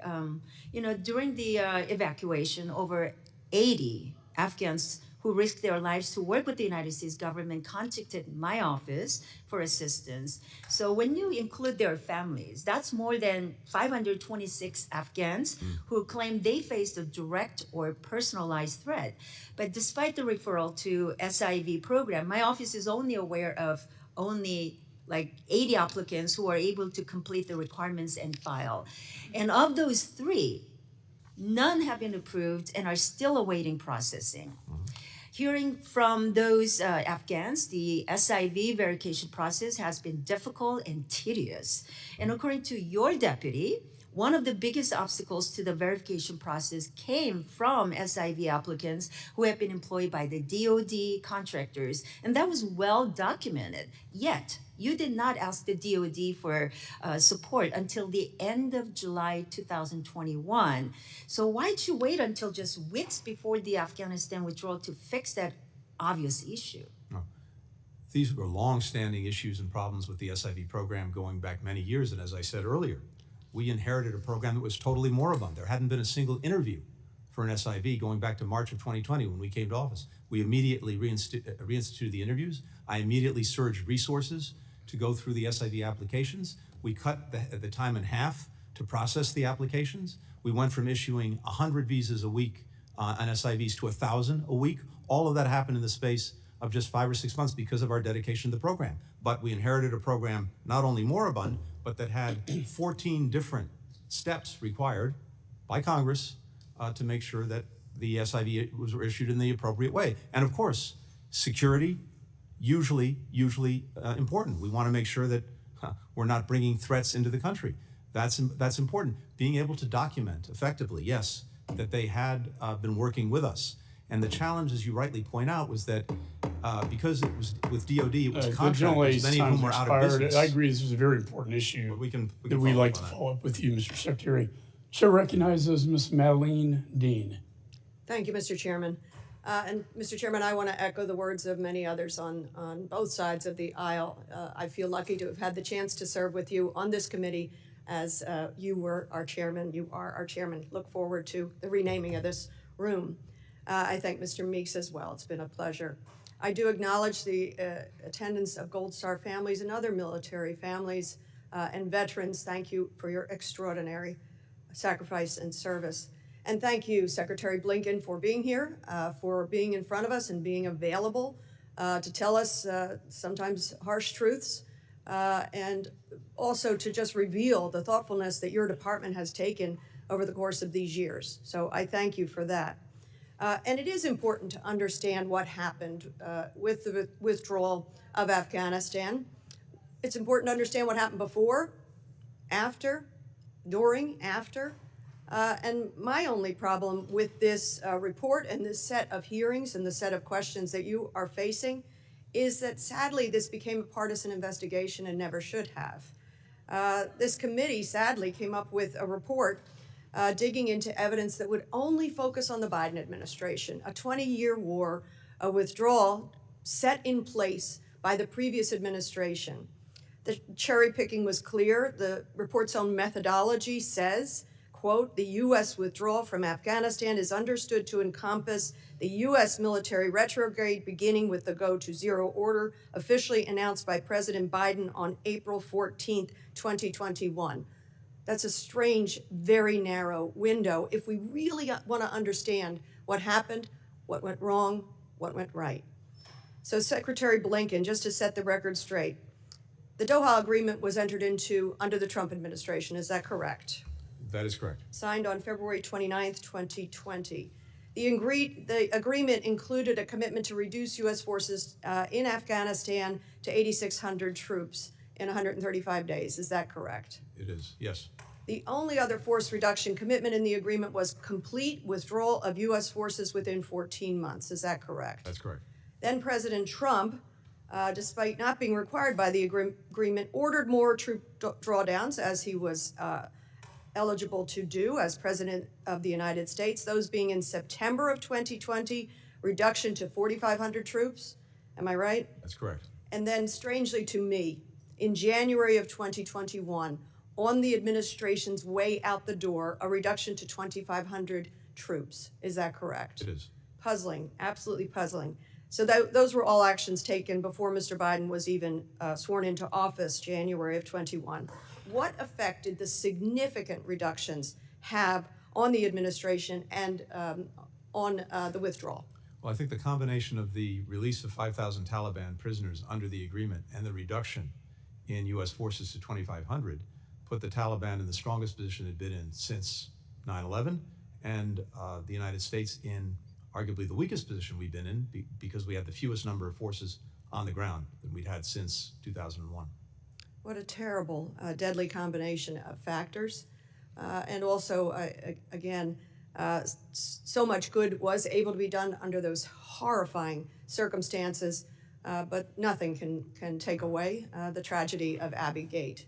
I'd like to move, just as Ms. Manning did, to other issues of the day, very critical issues of the day. Ukraine. I have always believed that the United States must do everything in our power to be sure that Ukraine has everything it needs to win. What is going on in these last few weeks of the administration, lifting of any more restrictions, imposing any more sanctions on Russia or Russian banks, what is the administration able to do?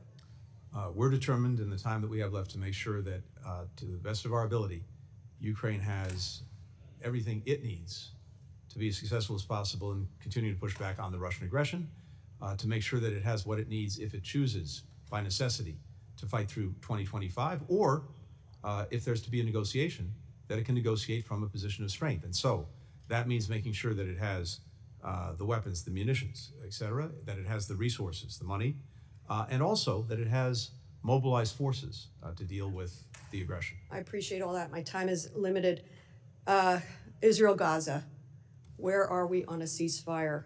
It has been 431 days since the horrific Hamas attack. 431 days. Hostages still held. Where are we? When will we get them home?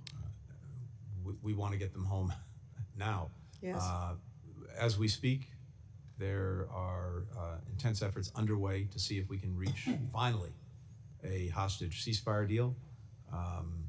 Again, it's ongoing. That's as much as I can say right now. And I hope that humanitarian aid is flowing more fully. I appreciate your letter. Please see our letter to you. Yes. Again, thank you for your service, and I yield back. Thank you. Nobody yields back. Chair recognizes Mr. Davidson. Thank you, Chairman. Mr. Secretary, I want to review a couple dates. First, on February 29, 2020, the Trump administration signed the Doha Agreement with the Taliban. The agreement promised a conditions-based incremental withdrawal, and the Trump administration delayed that withdrawal precisely because those conditions were not being met.